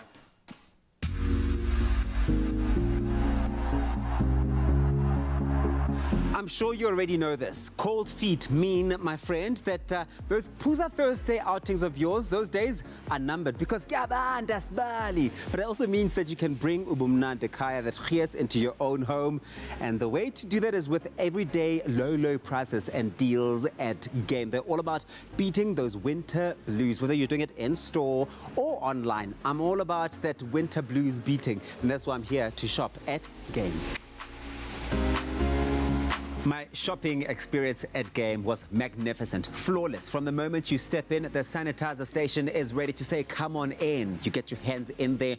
Then you're shopping wide aisles with all the essentials and goods that you want to be getting, and obviously at unbeatable prices too. Well, I came here prepared to shop up a storm. I'm not letting these deals pass me by, right? The 32-inch Samsung TV LED, yes, I am on that. The Alpha heater, I am on that. Who doesn't know that slippers are the things to have during this time of the year? Anybody who doesn't know that, you're about to know now, because I got those too. Oh, tell you what else, blankets too. By the till points, just as you're about to check out, they've got stickers on the floor leading you to the till point in the safest way. The Game in-store blanket drive is an incredible initiative. It's in partnership with the Expresso Morning Show, and I'm so excited that we are part of this. It's all really about tapping into the need space of vulnerable children and families during this time. We all know it's getting really cold, and no one should go cold during this time. And what Game is doing through this campaign is enabling all of us to play our part by bringing a blanket, donating it by throwing it into one of the boxes at any of the Game stores nationwide. And you are changing a life and making it so much easier for so many out there.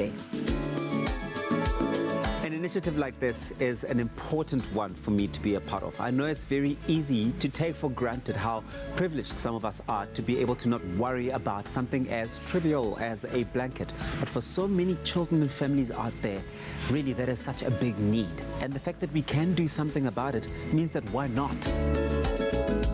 Beat the winter blues with Game this winter and be a part of their blanket drive, which they're running nationwide at Game stores. They've made an allocation. There's a box there for you to either buy a blanket in store or bring one from home.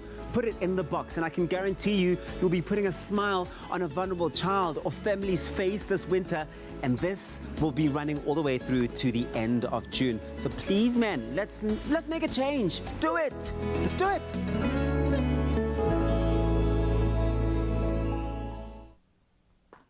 Oh, Uncle Tabzi stocking up on all of the essentials because winter is here, and South Africa, we need you. We've partnered with Game to help Gift of the Givers and the Homestead Project for street children to beat the winter blues with a blanket drive. Yeah, so we're asking you to play your part by donating new blankets in the collection boxes at selected Game stores across the country. Mzansi, let's get involved.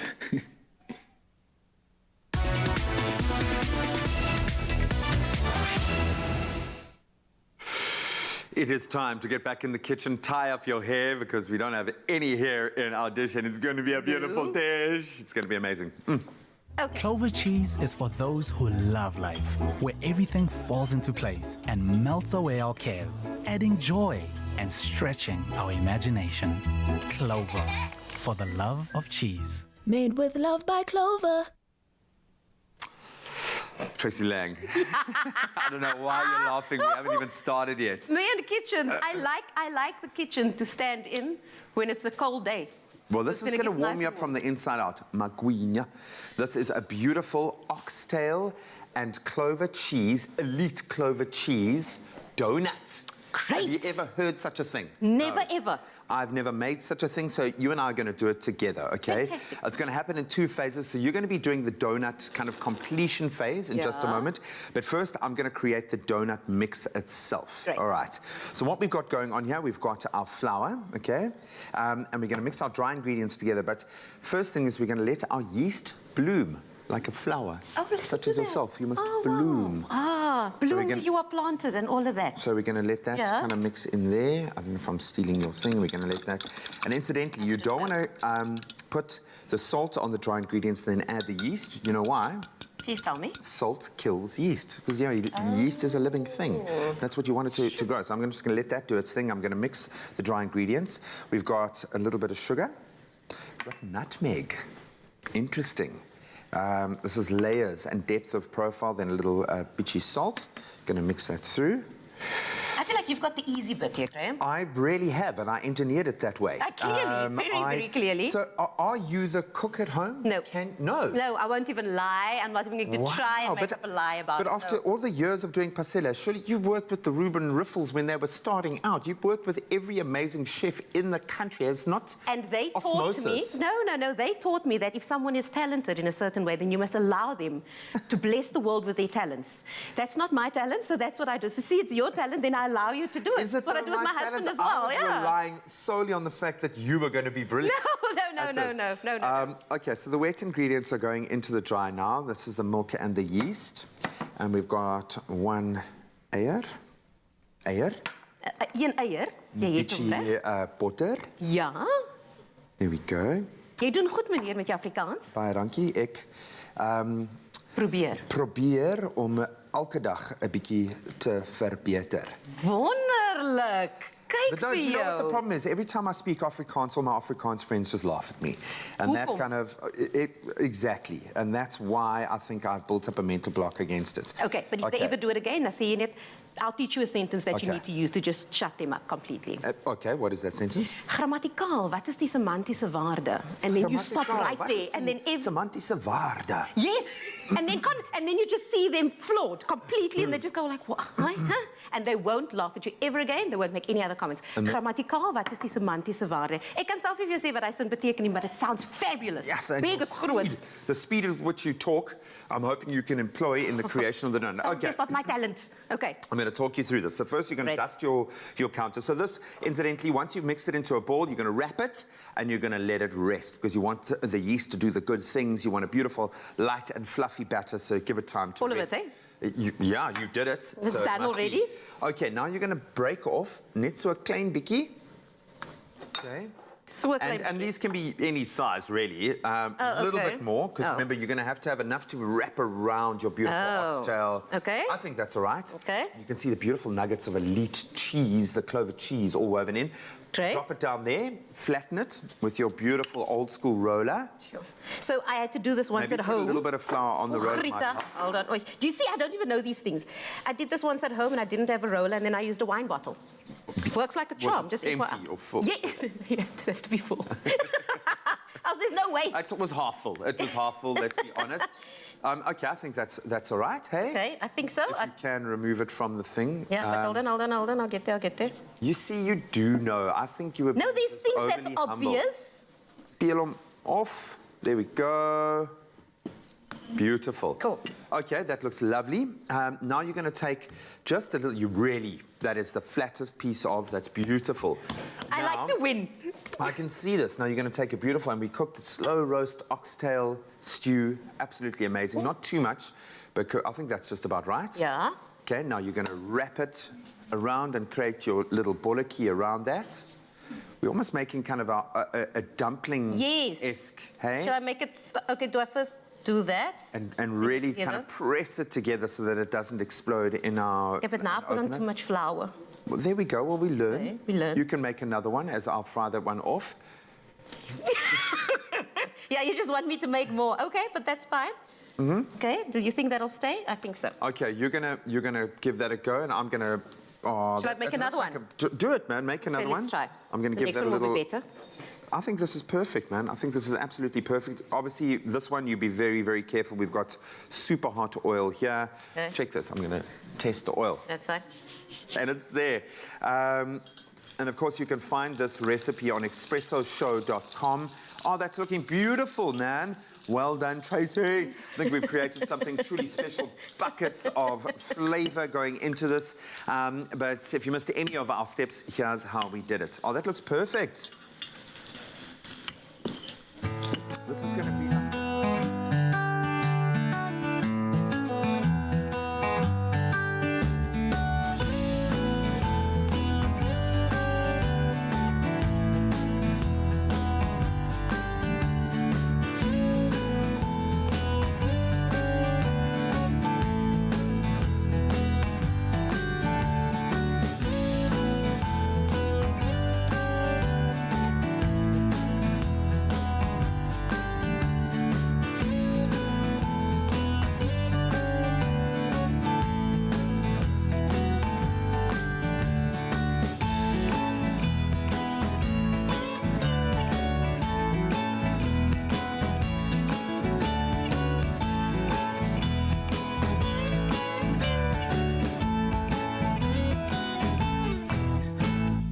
Made with love by Clover.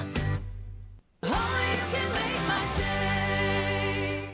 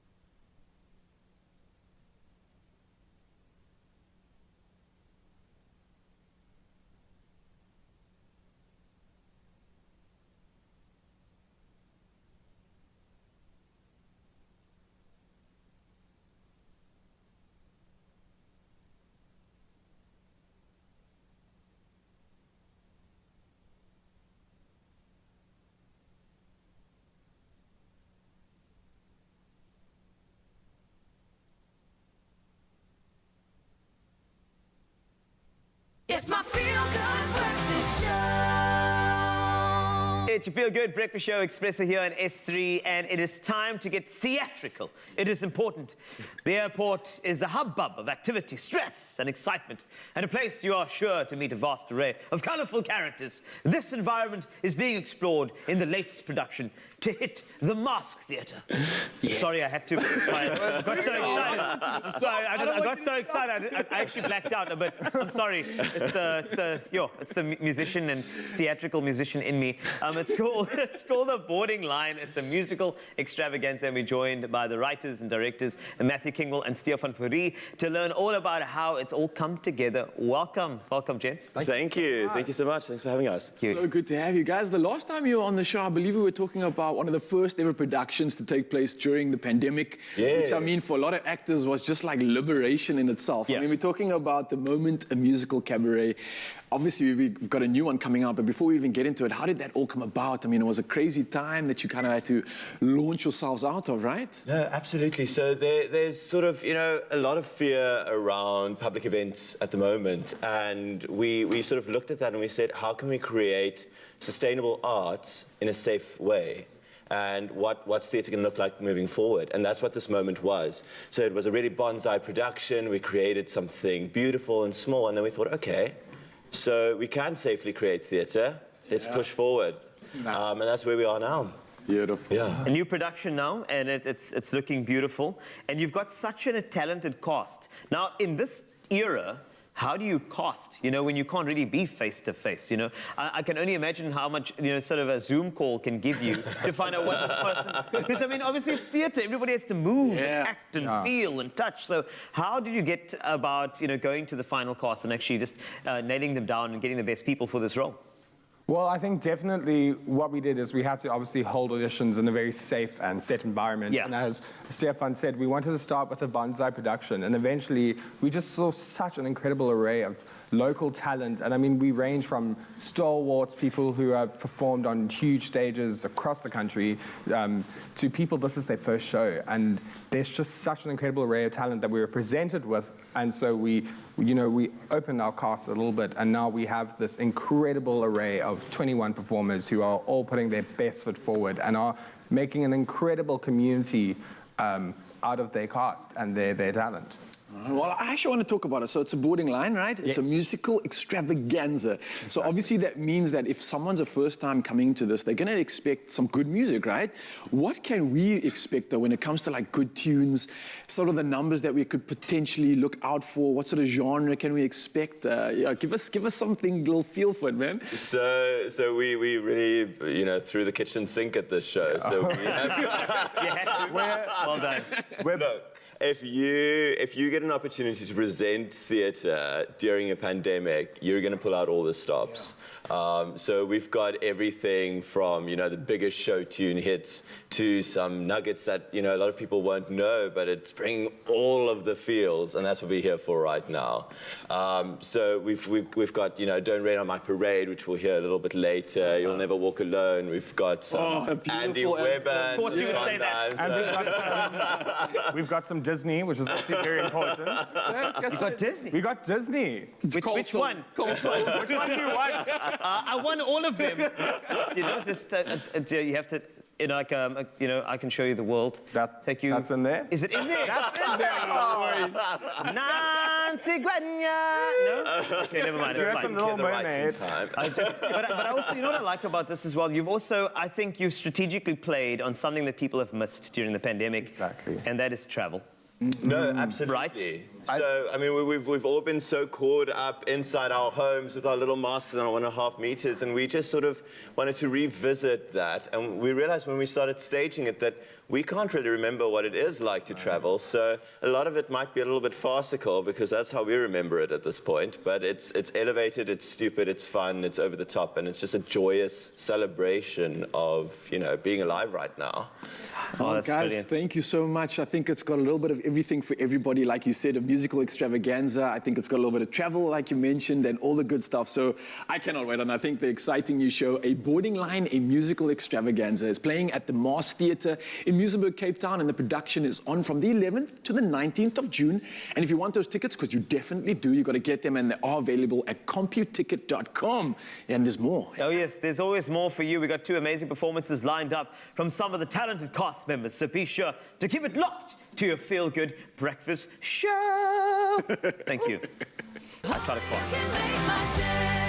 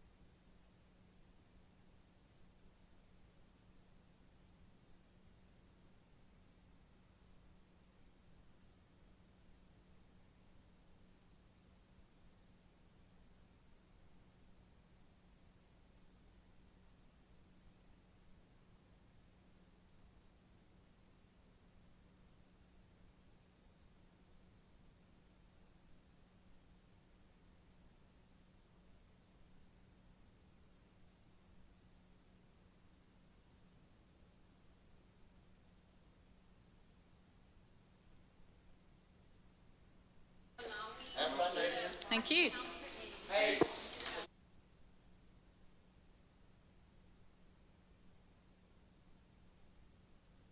It's my feel-good breakfast show. Welcome back to Feel Good Breakfast Show, and it is time to entertain you on Expresso here at S3. And we just learned all about the latest production starting this Friday at the Mosque Theatre in Muizenberg called A Boarding Line, a musical extravaganza. And we're being joined at the Expresso stage right here by the cast members Regina Malan, who plays Captain Joe Samuels, and Sian Atterbury, who plays Emma Lewis in this hilarious show. So stand by for a song that is going to be absolutely incredible and a track that you might like if you support Liverpool. So this is You'll Never Walk Alone from the classic Rodgers and Hammerstein musical Carousel. Here, Regina Malan and Sian Atterbury just here for you on Expresso. Enjoy.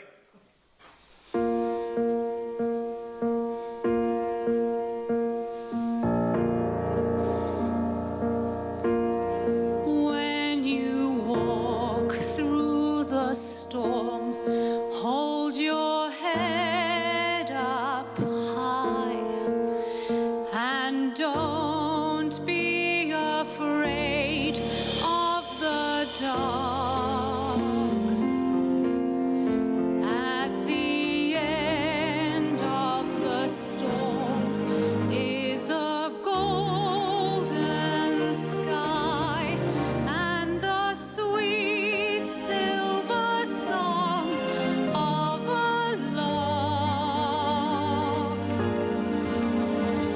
Walk on through the wind, walk on through the rain, though your dreams be tossed and blown. Walk on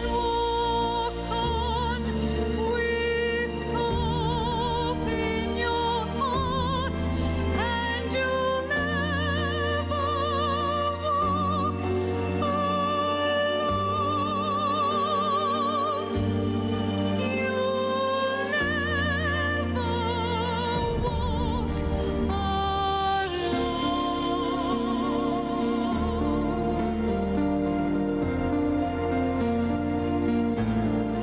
When I walk through the storm, hold my head up high, and I won't be afraid of the dark.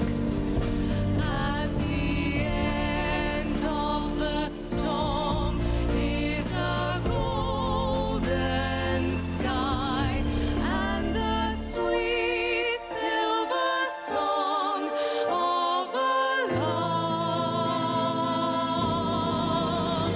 Walk on through the wind, walk on through the rain, though your dreams be tossed and blown.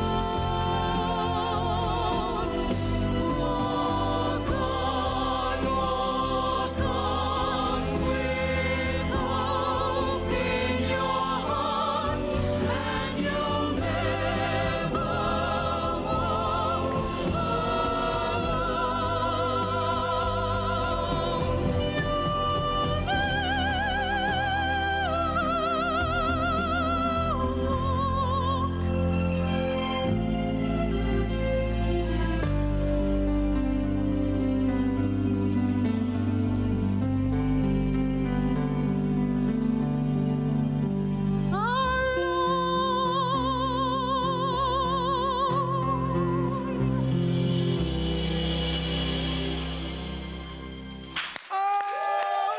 My word.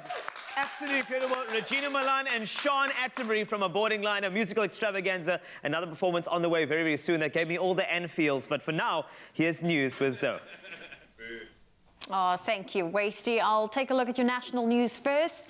Statistics SA has announced that the economy grew by 1.1% in the first quarter of the year. If growth continues in all 4 quarters at the same pace, it will amount to 4.6% growth. The Reserve Bank predicted growth of 4.2%. Figures show that the financial, mining and trading industries have made the largest contribution to the production side of the economy. Despite 3 consecutive quarters of economic growth, however, the economy is still 2.7% smaller than in the first quarter of 2020. And it was reported in the media yesterday that a Gauteng woman had given birth to 10 babies and thus broke the Guinness World Record, which is held by Malian Khalima Sisse, who gave birth to 9 children in Morocco last month. Yesterday's report said the 37-year-old Khoisiame Tamara Sitole gave birth to her decuplets at the hospital in Pretoria, but a government spokesperson, Pumla Williams, said they could not verify the authenticity of the birth at their facilities. They would, however, provide assistance where needed. And moving to news abroad, the United Nations High Commissioner for Refugees says thousands of Burkina Faso residents are in dire need of water, sanitation, shelter and medical care after fleeing a rebel attack over the weekend.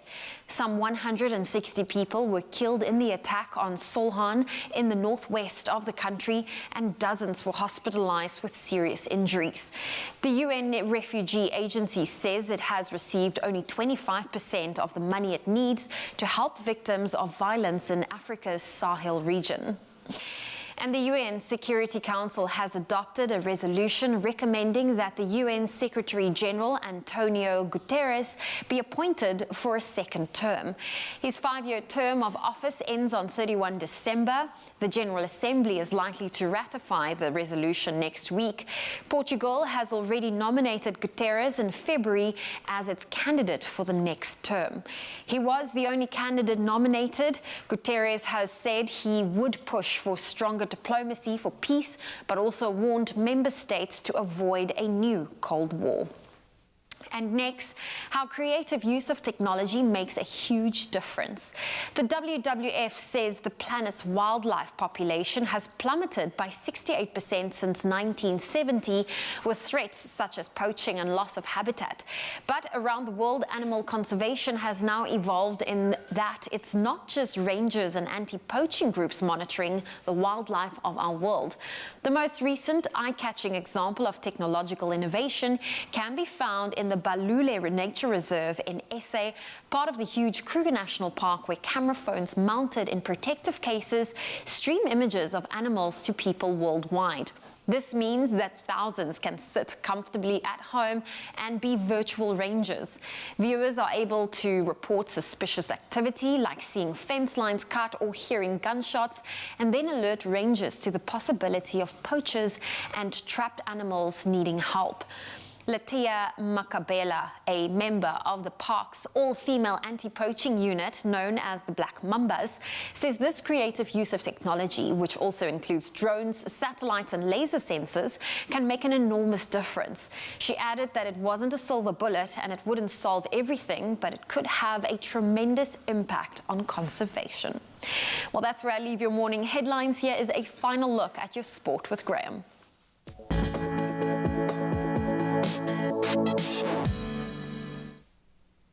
We start with football, and unfortunately not the best news for Bafana star striker Percy Tau will miss Bafana's clash against Uganda tomorrow.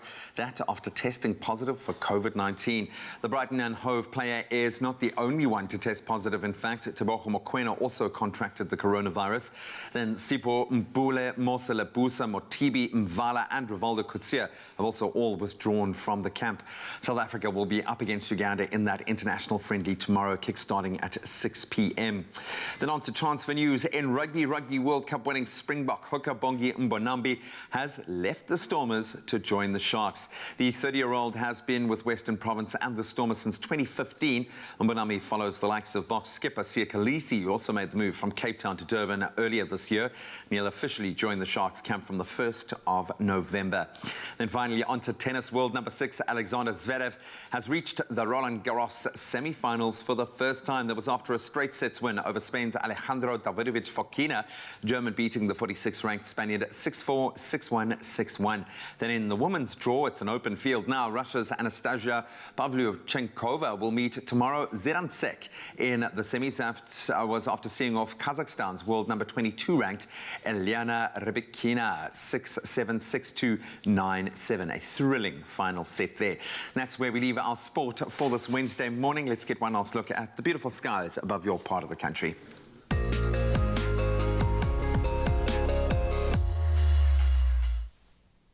Thank you so much, G. And again, a massive thank you to all of you beautiful souls out there, our viewers, that take the time to photograph and share your sunrise views with us. And it really is a great way to start our day. And we started off this morning with this beautiful yet moody image from Andre Bester from Saldanha Bay. And then John Rickard Harris from Pietermaritzburg shared this stunning image overlooking the area, showing off the multiple hues of the sky. And then Daki Mpokunta from Tembisa shared this beautiful misty morning looking through the willows with us.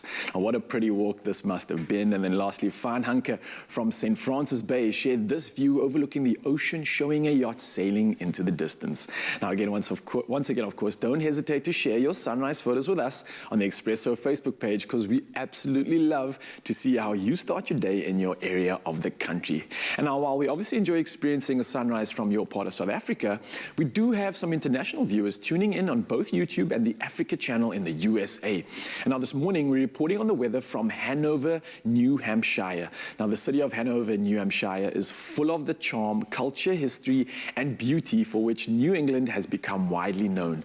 It's situated by the Connecticut River within the state's scenic Upper Valley, and Hanover is a great destination for both the outdoor adventurer as well as for weekend getaways. And Hanover experiences a warm summer continental climate with cold, snowy winters and warm, humid summers. But today, however, Hanover can expect a blend of sun and clouds with a thunderstorm this afternoon, and temperatures reaching a maximum of 32 degrees Celsius.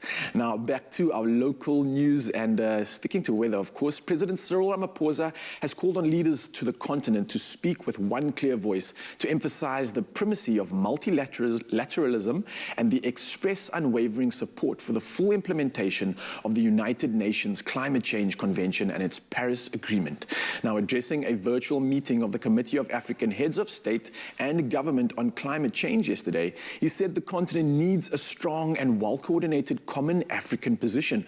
He said Africa needs to adopt key messages that encapsulate the continent's aspirations and work together in the spirit of unity and solidarity. Now, the president chaired the virtual meeting in his capacity as coordinator of the continental structure.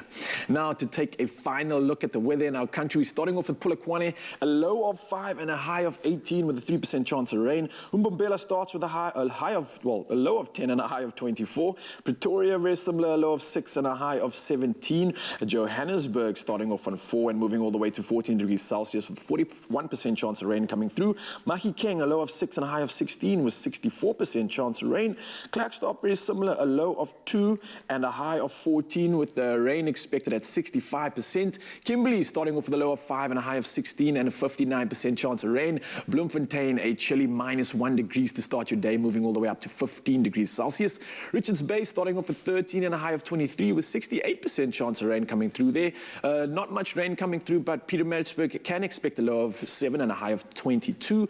Durban, a low of 14 and a high of 2 with Mthatha, very similar, a low of 3 degrees Celsius, moving all the way to 22 degrees. East London, no rain expected, a high of 24 starting at 12 degrees, and then Cradock starting on a nice chilly 3 degrees and then moving all the way to 20 Celsius. Berga, a low of 10 and a high of 24 degrees, sunny skies all the way around. George, a low of 12 and a high of 21. Cape Town, the mother city, starting off on 12 degrees, moving all the way through to 20 degrees Celsius. Worcester, a low of 8 and a high of 21 degrees. Sutherland, a chilly 3 degree start to your day with a high of 14. And last but not least, Uppington, a low of 10 and a high of 22 degrees with 2% chance of rain. Now that's a final look at our weather. Thank you all once again for sending all those beautiful pictures. Let's see what's happening with the rest of the team. Coming up after the break, not only temperatures will rise, but so will dough. It's a culinary hotline bling. Don't say it, don't say it. I won't say it yet. Ting, ting. We have to get our tings right. We'll work on that. You don't go anywhere. Come back, okay? Whew, that was lovely, by the way. So hot. Sure.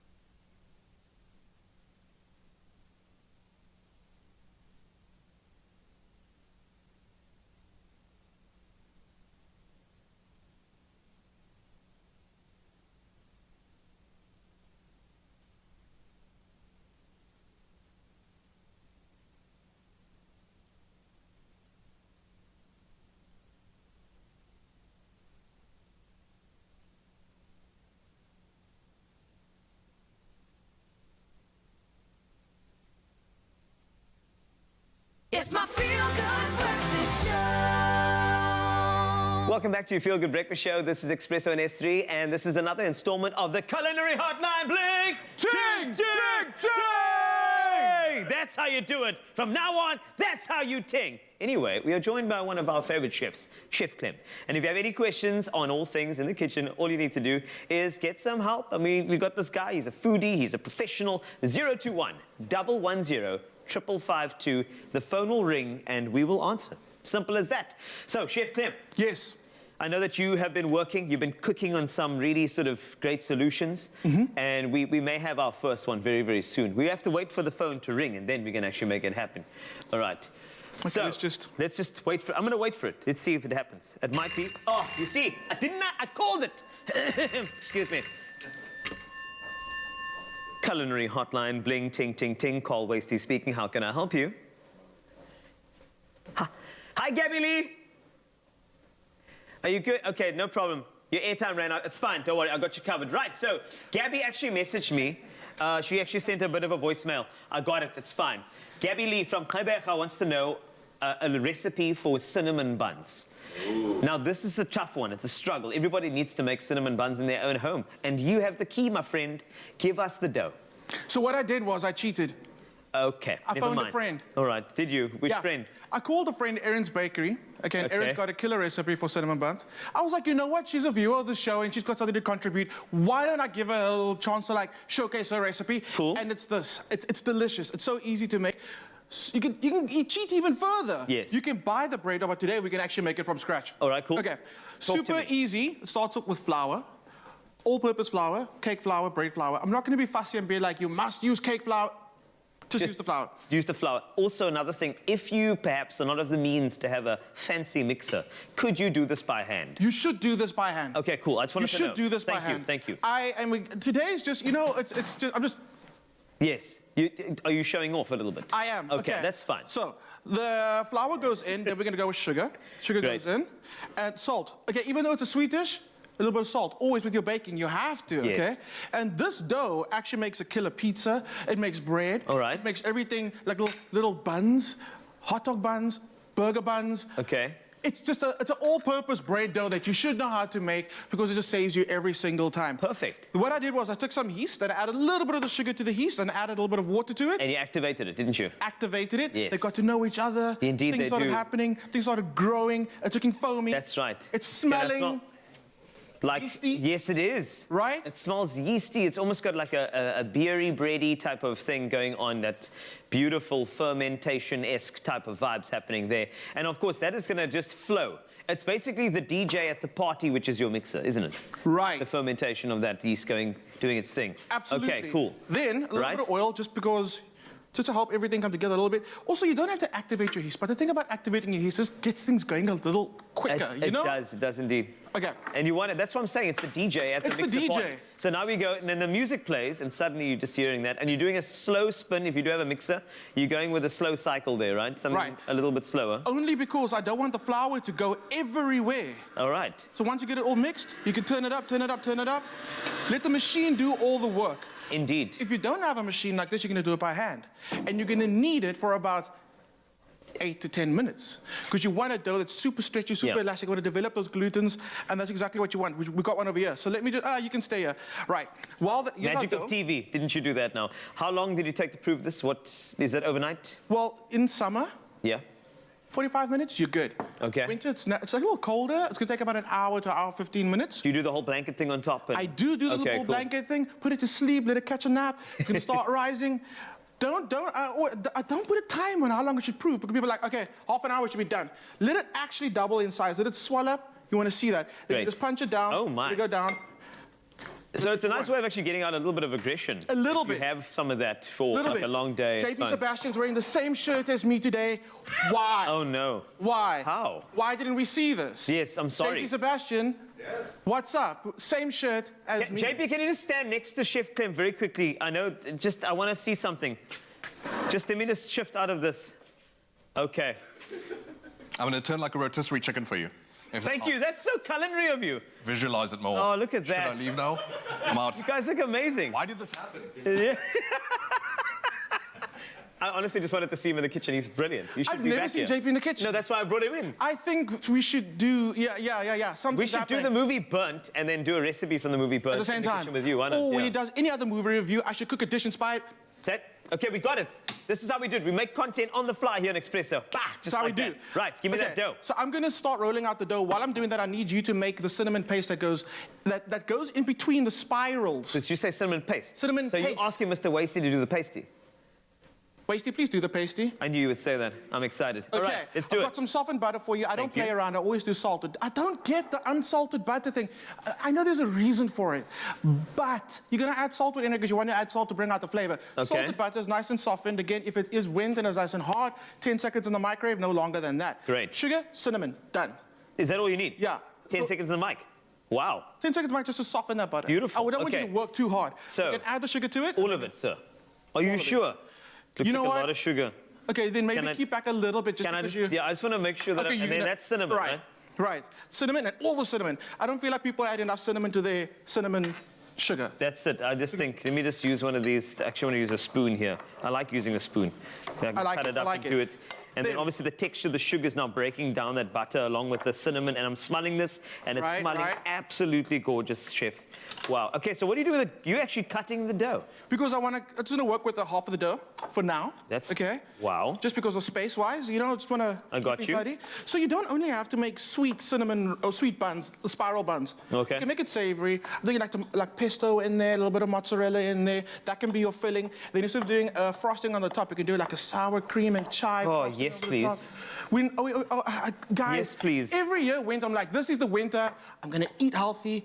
Gonna just stay in the gym, but then the food just comes through, and I get inspired. It's and the this- winter thing, isn't it? Like winter just does that to you. And that's cool because I feel like that comfort, that spending time indoors with that immediate family, staying safe. Staying These are safe. recipes that help us know that the home is a place where you can stay, you can entertain yourself with cinnamon buns. Right. And the culinary hotline bling. Why It's one of those leave? things. Why yeah. leave home? Yeah. Who does that anyway? Right. So what I'll do, Chef, I think what we need is a bit more microwave on this to make that paste. So Do you we'll want do to? that during the break. But of course, if you want to get any of the recipes that we do here, thanks a lot to Gabby Lee from Kaibecha to sending through the inquiry. We're going to be working on this. And then, of course, if you want the recipe, go to expressoshow.com. It's there for you.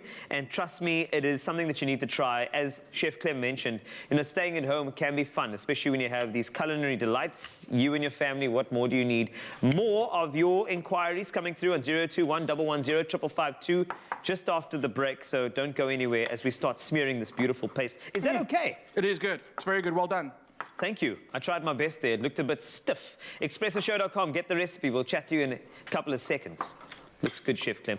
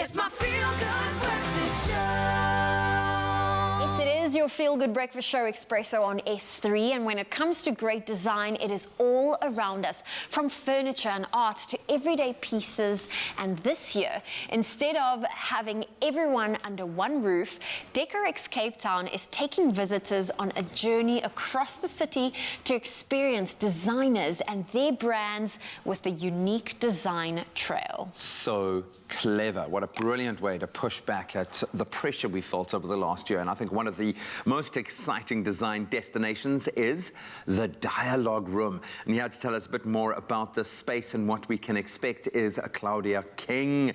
A queen has joined us this morning with a really cool concept. It's just the name conjures imagination. What is the Dialogue Room and how did the concept come about?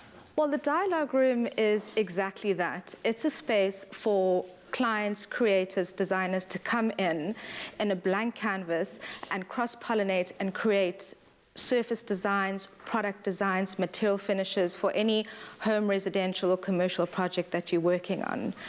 So how did it come about is a very long story, 111 years of family business. Wow. So I am the fourth generation of a family business called Alkanata and Sons.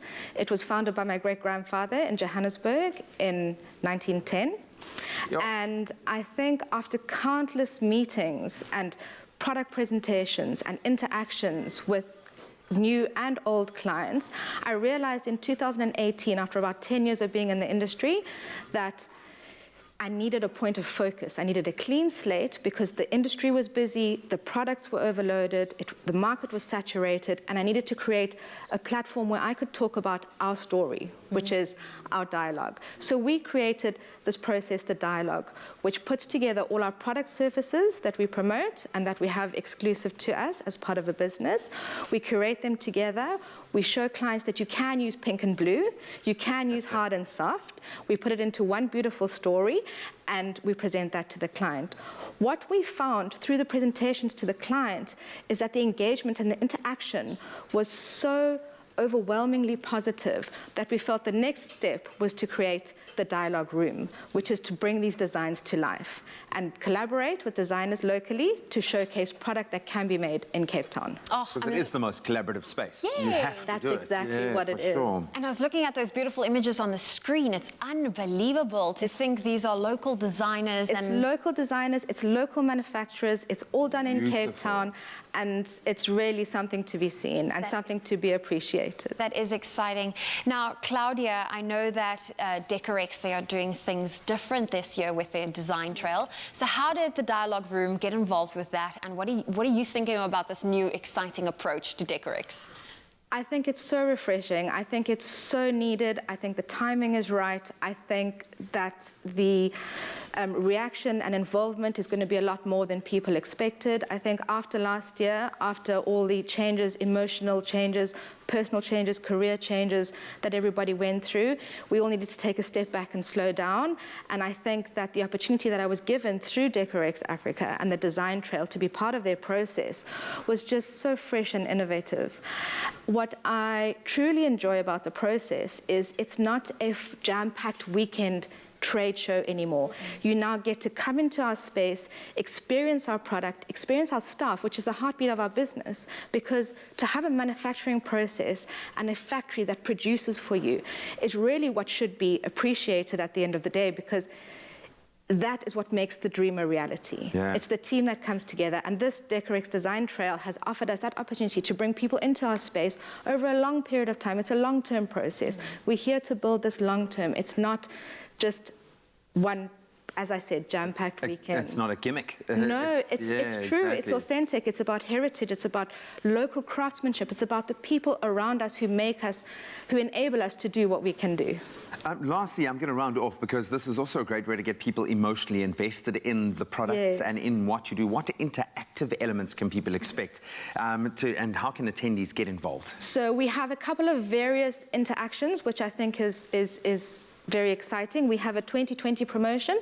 So if you're looking at renovating your kitchen or you're doing a new build, all you need to do is come down to the dialogue room, scan your QR code, speak to our product specialist. They will give you a coupon with a 2020 promotion, and you can bring that to the sales team, and we'll be able to work through a process for you where we can help you make a saving on your materials and your installation. That will be running through the month of June and July.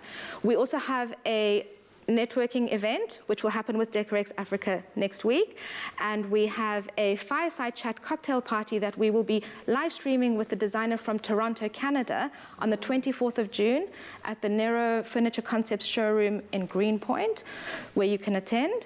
And after that, we have a mosaic workshop that will run for about 6 weeks. I know it's a lot of information, but all you need to do is contact our product specialists on sales@thedialogueroom.co.za, and we will send you all the details of all the interactions and activations that are happening in the month of June. You had us at cocktail party. Sorted. Claudia, awesome. Thank you. Thank you for joining us this morning. Thank you for the opportunity. Oh, well, very exciting things happening at the Decorex Design Trail. And what's also exciting is Decorex is giving you the chance to win an incredible Samsung Jet 90 cordless stick vacuum cleaner valued at 15,000 Rand, well, 15,999 Rand. Now, all you need to do is register for the Design Trail on decorex.co.za, post a screen grab of your successful registration on the Expresso Facebook or Twitter competition post, and tell us what excites you about the Design Trail. And get on it quickly. And remember to include those hashtags Decorex Africa and Samsung Jet Vac. And that competition closes on Sunday, the 13th of June at midnight. But as always, you can find the terms and conditions on expressoshow.com.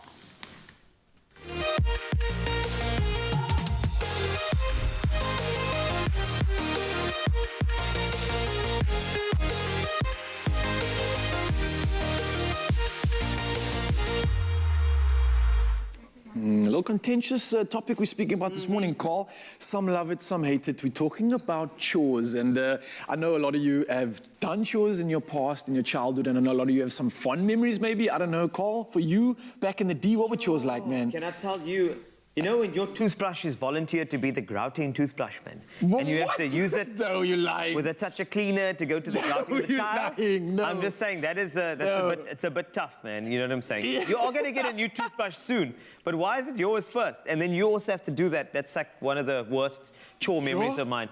And you? Because I mean, based on your build, I feel like your chore was to like pick up as many things and sweep under it, like pick up and sweep. So I did pick up a lot of things. I had to pick up the dog's poo all the time. And the dog just didn't stop pooing. And I think that's how I got my biceps, just picking up all these little turds in the garden, man. Oh, man. So chores were just a traumatizing thing I would run whenever I could. It's the reason why I want a dishwasher, because I don't want to do dishes anymore. Yeah. But like, it's not a good thing for me. But let's see what Mzansi has to say. We've asked you the question on our social media channels, and let's find out what you all have to do. And Nadia Naidu says, folding clothes, sweeping the lounge for me, and sometimes helping me clean the yard. We end up having a water fight, which they love. And I know the question's been about what chores you enjoy, and that's obviously a few of them that you do enjoy, like a little family team builder, right? And then Alicia, one of our top fans. Hi, Alicia. My big loves help me pass stuffs for his baby brother. He enjoys helping me cook in the kitchen too. That's beautiful. A little handyman, pass me the scalpel, pass me the stitches. And then Hla else, he says, my 13-year son has to wash dishes and broom in the floor, as it also helps me when I'm doing the laundry. So I think it sounds like it's like a team family kind of a thing. You can dance, put some music on, have some fun, have a vibe. I don't know. What do you guys think about it? I still hate it, though. I hate chores. No, chores can be good, especially when it's related to something nice and new. In fact, there's a new show coming up, and there's a little thing that you could be a part of. And if you love colors and you love plates, take a look at this. Colour Your Plate with Koo is a very exciting new competition reality show that will be challenging South Africans to add more fruit and vegetables to their plates. Oh, and we certainly need that. Now, we have Adley Reddy and Arthur Ramaroka back with us this morning in studio to unpack how to enter and what you could be winning in this very exciting new reality show. Good morning. Welcome back. Morning, guys. Good to be back. I know there's been a lot of thought and a lot of work getting to this point. point, so really exciting times. So I'm going to congratulate you guys once again on a fantastic idea, because it really does underpin the need for all South Africans to take their health seriously, but make it easy for them to do that, which I love. Take nothing away from the competition element and the fact that they are going to be judged. Who do the contestants who take part in this new reality show, Colour Your Plate with Koo, have to impress? Who are the judges? So we've been really excited that we've collaborated with some of the leading names in South Africa. First and foremost, we have the iconic mogul and a budding cook as well, Basetsana Kumalo. So Bussy is an icon, she is a mother, an entrepreneur, and we're really excited for her to come on this journey with us on the show. And then we have to have somebody who's an absolute culinary expert, a trailblazer who's made his name with award-winning restaurants around the world. We have Chef Ruben Riffel. Wow. He's going to be one of our judges as well, and Ruben's going to really showcase how to plate healthy meals and make it really easy for us. Talk about the big guns. And talking about big guns, the last judge is actually our own Arthur Ramaroka. He is our nutritionist, and he's going to help us demystify some of these myths around healthy foods, those big words that we don't understand. So it's simply for everybody to understand. What a Good luck, buddy. Good luck. Panel. I'm a little bit intimidated, but I'm hoping those who are going to enter, they don't feel intimidated. So how can they enter? Because this is very exciting. So it's simple. I think we've seen some really amazing entries come through so far. All you got to do is buy any 3 Koo products and create your own colorful plate. Once you create it, just take a picture of it and send it to us on WhatsApp with the keyword Koo5 a day, and you could be Mzansi's next cooking star. You could be a superstar, but they got to get through you first. Absolutely. Dun, dun, dun. Arthur, congratulations. A brilliant panel. I think it's going to be a lot of fun, but it's also really cool that you're educating people in this way. So maybe as a judge, you can give some advice to those contestants wanting to create a well-balanced plate. Yes. How you plate your plate, I think, is very important for this campaign, and we need to always remember that it has to be balanced, right? And you have to have your starch in the form of rice, be it pap, be it, spaghetti or even potatoes. But also you then have to include your protein in a form of meat, fish or chicken. Also, legumes in the form of beans as well. But also, more importantly, the half of the plate needs to consist of vegetables as well, and the colorful vegetables, so that you can get more wholesome benefits from those. The more color, the better. Yeah. And I have to ask, is it the more creative, the more better? Well, you obviously have to add your own twist, right? Okay, so that you can make it fun, add your personality into it, but just remember that the plate still has to be very well plated, also with the right portions for each food. Can't just be baked beans every time. No, okay? well, that was a big hint. Every time. That was a very big hint. Adley, I wanted to know from you, with every competition and every reality show, there's always a prize attached. What can the contestants win? South Africans have a lot to win on our show. You can win prizes up to 500,000 Rand on our show. So you better enter and get in to be a contestant on Colour Your Plate. Oh, and we'll make you famous. We'll turn you into the next foodie star. Gentlemen, I think this is going to be a very exciting journey. I'm glad we've got a front row seat, and I'm sure there's going to be a lot of crossover. I have a feeling we're going to be sharing the 5-a-day message, ethos on our show as well. But all the best of luck for the journey ahead. Exactly. We're just so excited to show South Africa how eating healthier can be easier. It really can be. Incredible prizes, up to 500,000 Rands worth of prizes ready to be won. Very exciting, and all you have to do is simply buy 3 Koo products, probably doing it already, create your own colorful plate, and then WhatsApp that picture along with 5 a day. There we go. And here is a reminder on how to enter to be on Colour Your Plate with Koo. A healthier you starts with you and your plate. Join us on a nourishing journey by entering to be on SABC2's new show, Colour Your Plate with Koo. To be part of the show, buy any 3 Koo products and send Koo5 a day to 072 741 5357 on WhatsApp. Follow the steps to load a picture of your colourful meal served and stand to win prizes valued at 500,000 Rands with Koo. Koo, uzotwala.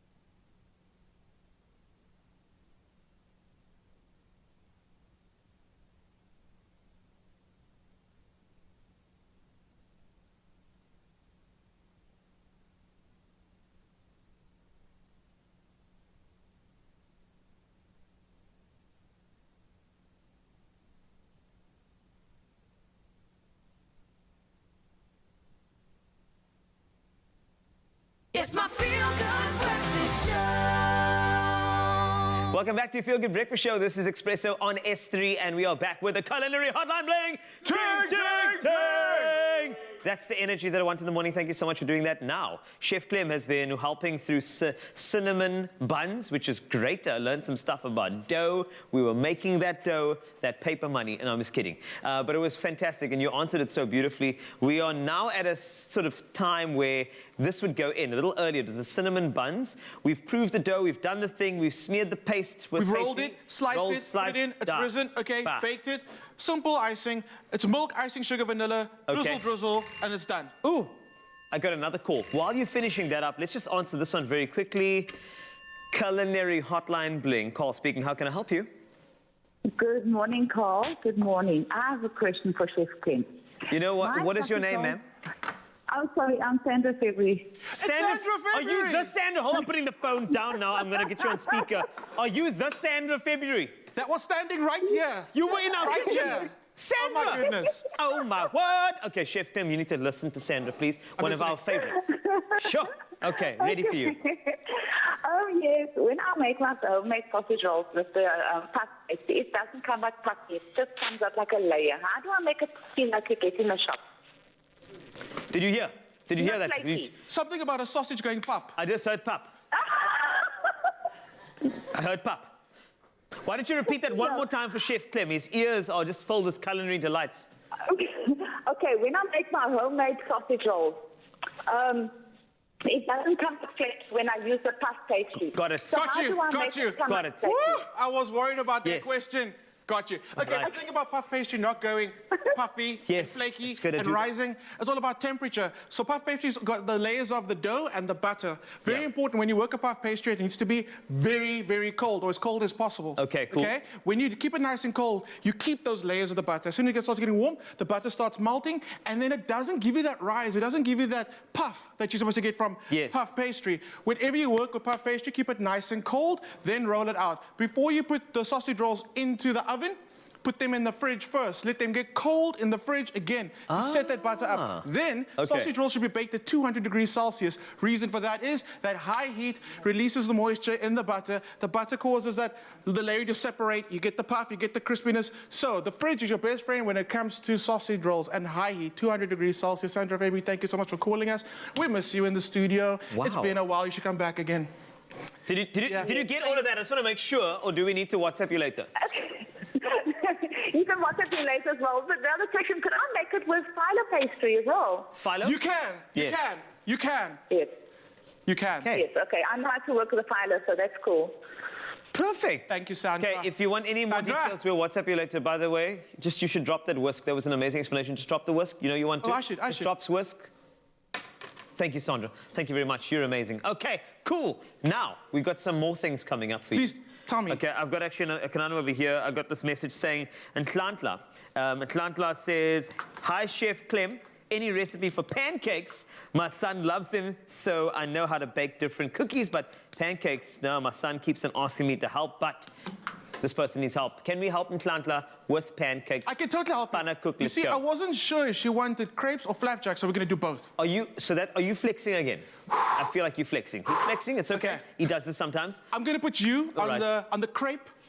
Oh, really? Yes. I'm going to do the flapjack. Okay. Super simple. Flour, butter, eggs, milk. What I do is I just like do a cup of flour. Yeah. And then 3/4 cup of milk. Boom. 1 egg in butter. So I've kind of changed the ratios now, but it's a simple recipe. Once you get one recipe down, you'll just memorize it and it's there for life. Is this one of the things that you don't want to overwork it? You want it to go lighter? You want to fold? You can mix it through till there's no more lumps. Okay, cool. And your butter helps you with that. So you can literally just bring it all together. I'm going to pick up the whisking because you're going to need that. Okay, there we go. You can start whisking that for me. And I'm going to do whisk. Do you want to create a well in the middle of the flour? I love doing the well. Yes. Okay. Well. I'm going to do the flapjacks, okay? Love flapjacks. Because I wasn't sure which one she wanted. So what I've done is I've got flour, almost the same recipe. The difference is I've separated my eggs. And I've whipped up my egg whites, okay? Perfect. So in here, I've got the egg yolks. And then I've got some salt. Again, we always cook with salt. Okay, it's important. I like what you're doing that. Sugar goes in, Yes. then baking powder goes baked. I want a little bit more of that lift. I wonder You why want the I feel lift? smiling. I feel like I missed something. No, you didn't miss anything. I'm just saying that you actually lift my spirits sometimes when you're doing You this as are well. the leavening agent. Am I really? To my soul. You're the beautiful. yeast to my dough. Oh, stop it.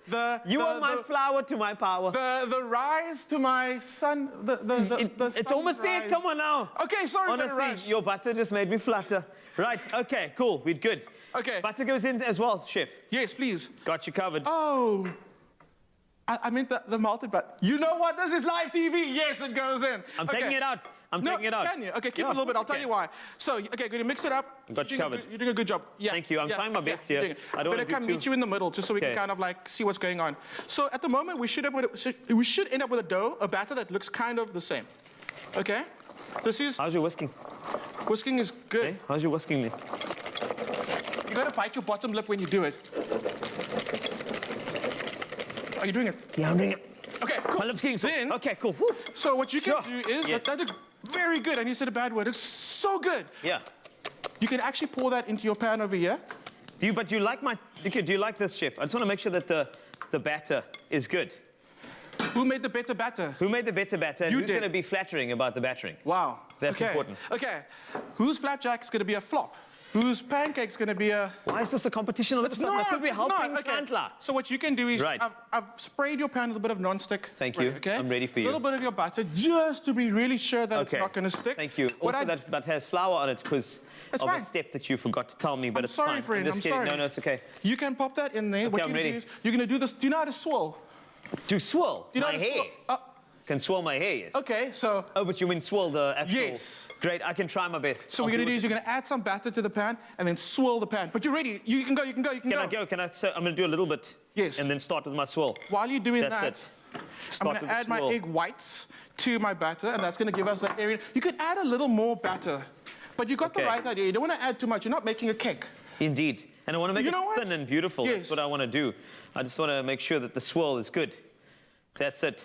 Are we allowed to talk about the... Yes? No, not We now. can Not I mean, now. not at the moment, Not because we're now. working with food. You don't want to We do too are, much we of the are. swirling here. Sometimes but I will it's just... good to keep all the hair in That's while it. you're cooking. That's important. That's why we wear hairnets. Here. We do. We That's do. Good. Are you folding in? I want to add that airiness to the flapjack. What? So the egg whites crazy. get whipped up. So I'm using the same ingredients you used for your flap for your... That's what I need. No, because you should be able to tap it. Oh, okay. But you see what I'm saying? But I would let it cook for a little bit just to get a little bit of color around the sides. I like that. Look at that. You're welcome. It looks beautiful. Well done.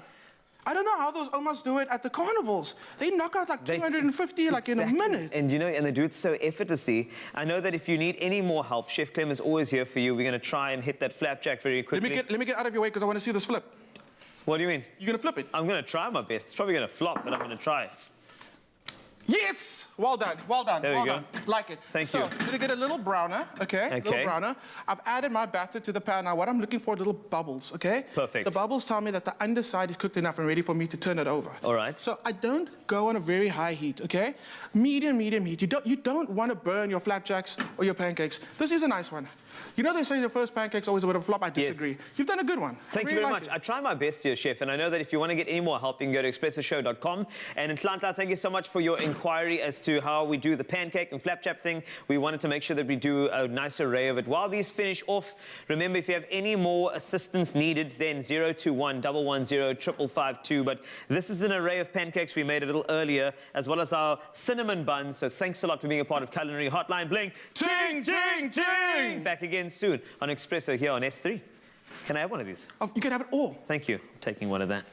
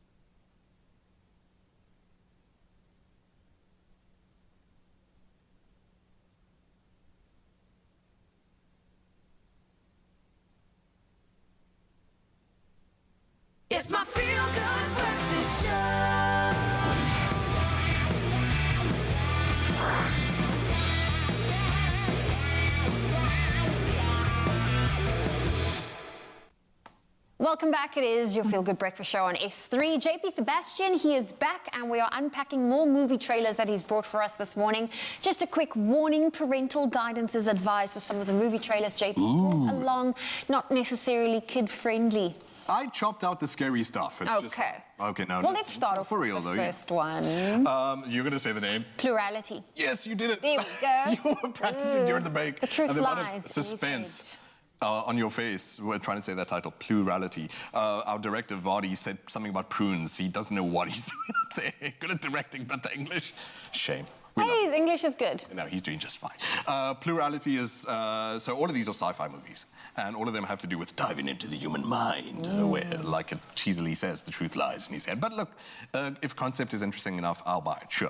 Taiwanese horror sci-fi thing going on here, and it reminds me a bit of, do you remember The Cell with Jennifer Lopez, where she has to jump into the murderer's brain? Anyway, this kind of thing. No, how did I miss out on that? It was a good movie, seriously, have a look. Vincent D'Onofrio is super scary in it, and Jennifer Lopez does very well in it. However, we're not talking about J-Lo here, I'm getting sidetracked. This dude is part of a program where he gets it downloaded into him, in a way, the minds of murderers. Ooh. And so sort of like a Minority Report thing going on here as well, to try and catch where's the last person they kidnapped, you know, like how do you get more evidence about what they're doing next, or like what they had planned or whatever. So he becomes sort of similar to Split again. I'm making all these similarities with that James McAvoy movie where he's got multiple personalities and all of them are either fighting with each other, against each other, or against one to, you know, get to the core of the reason why they're all doing this kind of thing.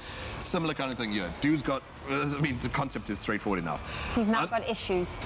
Yes, and doesn't know who he is. However, he's a hotel for murderers, at least in his head. So already reminiscent there of Total Recall. So yeah, if you're into that kind of thing. I love how they say at the top, one hell of an action-packed thriller. You can put that, that's probably the director's mom, seriously. Like, you can put any quote on your poster. But look, that's interesting enough. So. Okay. Let's move on to the next one, called Demonic. Pretty straightforward. So why I wanted to include this one is it's our man Neil Blomkamp, who made District 9. Yeah. Elysium, etc., etc. So some South African representation. People have been waiting for years for this guy to do something new. He's been doing a lot of shorts recently, just showing off what he can do with CG effects. But finally, a feature-length movie comes out after many. It was Chappie, I think that was the last one. I can't remember. Nevertheless, so again, pretty straightforward as far as the title goes. Part of some sort of scientific experiment. Reminds me a bit of, do you remember Event Horizon, where the spaceship had like breaks the faster than light time barrier, but then goes to another dimension where, you know, instead of just being a sci-fi movie, gets thrown into this horror dimension of Hull. So maybe when science goes too far. Although please take your vaccines. Don't let movies make you stupid. Looks like dumb fun, I'm sure. And with Neil Blomkamp, he's always trying to push the envelope of what his effects can do next. Demonic looks like fun, but hopefully it's just practice for... hopefully it's just practice for his next project. Darn it, I thought I edited everything. I'm sorry. Okay, it's okay. I'm sure it was just a bunch of old bananas that was wrapped around the door. Okay. And yeah, hopefully it's a bright future ahead for our South African director trapped in Hollywood. Demonic, no date for it in SA just yet, but we love to support local. We do love our locals. And then last but not least, Reminiscence. No, that one. What? That's the easiest one. Like, you got plurality, like, nail on the head, and now... Reminiscence. Tongue twister. It probably is. I think you're just tongue-tied looking at Hugh Jackman, who's probably in your, like, your I have a soft Henry spot Cavill for... list. No, not really, Not but I have a soft spot for him after hearing him sing on The Greatest Showman. Just to see his range, he is incredible. Absolutely, like the dude is, he loves performance, and he never just wanted to be like a pretty face. Good for him. Or a hairy man. Not your thing, not at all. Wolverine, no claws. I like seeing him in different roles. Okay, and what you'll forget though is that he's done a lot of like time travel stuff in the past. I didn't remember Kate and Leopold, where he was from the 18th century, comes to modern day. I think that was Rachel McAdams. Never mind, I can't remember. But he also did The Fountain, and here again returns to the sort of time travel situation where he is part of a company that sells experiences to people that get to mine memories from their past that they thought that they had covered up. So they're a nostalgia factory in a way.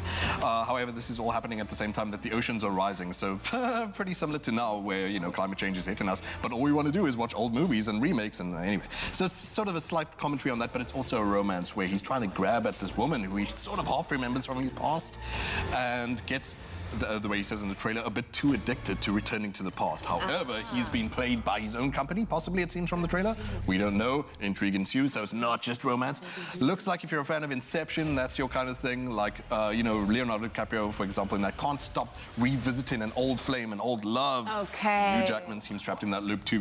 Yeah, no date in SA for this one just yet, but it's a big tentpole movie and definitely... Oh, did I give it a date? You did give me a date, August 20th. Yes, there I forget my own birthday. It's so scary to think August, but it's around the corner. We're already in June. Don't worry, someone's going to invent some sort of brain device that lets you dive back into 2019 and relive those horrors too, I guess. All good. Well, JP Sebastian, thank you for joining us this morning, bringing us some interesting movie trailers that you'll be seeing on your big screens hopefully soon. Ooh.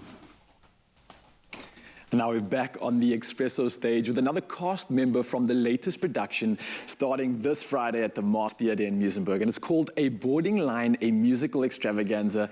And this performer is, we might know her quite well. Her name is Kaldine Weingard, and she may be familiar to many of us as a former contestant from the tropical island of Treasure, Curacao. Pretty much like family. So I've got to say, Kaldine, welcome back. What does it feel like being back with the family, back on the telly? Oh, it's lovely. I'm so familiar with everybody here, so you guys have made me feel at home immediately, but I'm loving the subtle changes. Very nice. Yes, perfect. And the subtleties in your changes coming from a show to exploiting the beauty of your voice on a stage like this. How excited are you? I am so pumped. I've been in musical theatre since I was, in university. Then I gave it a break, and now I'm so happy to be back on the stage and so happy to be doing it at a time like this when it is crucial. Entertainment is crucial. Yes, please. I don't think we could be happier either. So performing Don't Rain on My Parade from the smash hit 1964 musical Funny Girl, take it away.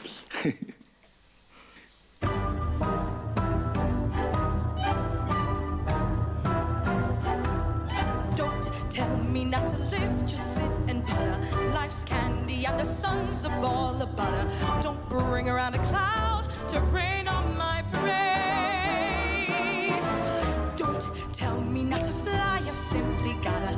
If someone takes a spill, it's me and not you. Who told you you're allowed to rain on my parade?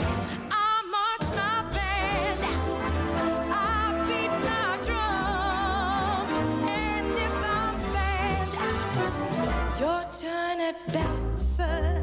At least I didn't fake it. Hat, sir, I guess I didn't make it. But whether I'm the rose of sheer perfection or a freckle on the nose of life's complexion, the cinder or the shiny apple of its eye, I've got to try once, I've got to fly once, only can die once, right, sir? Oh, love is juicy, juicy, and you see, I've got to have my bite, sir. Get ready for me, love, cause I'm a comer. I simply gotta march, my heart's a drummer. Don't bring around a cloud to rain on my parade. I'm gonna live and live now. Get what I want, I know how. One roll and the whole shebang. One throw, that bell will go clang. Eye on the target and wham. One shot, one gunshot, and bang. Hey, look at me, world, here I am. I march my band out, I beat my drum, and if I'm fanned out, your turn at bat, sir. At least I didn't fake it. Hat, sir, I guess I didn't make it. Get ready for me, love, cause I simply gotta march, my heart's a drummer. Nobody, no, nobody is gonna rain on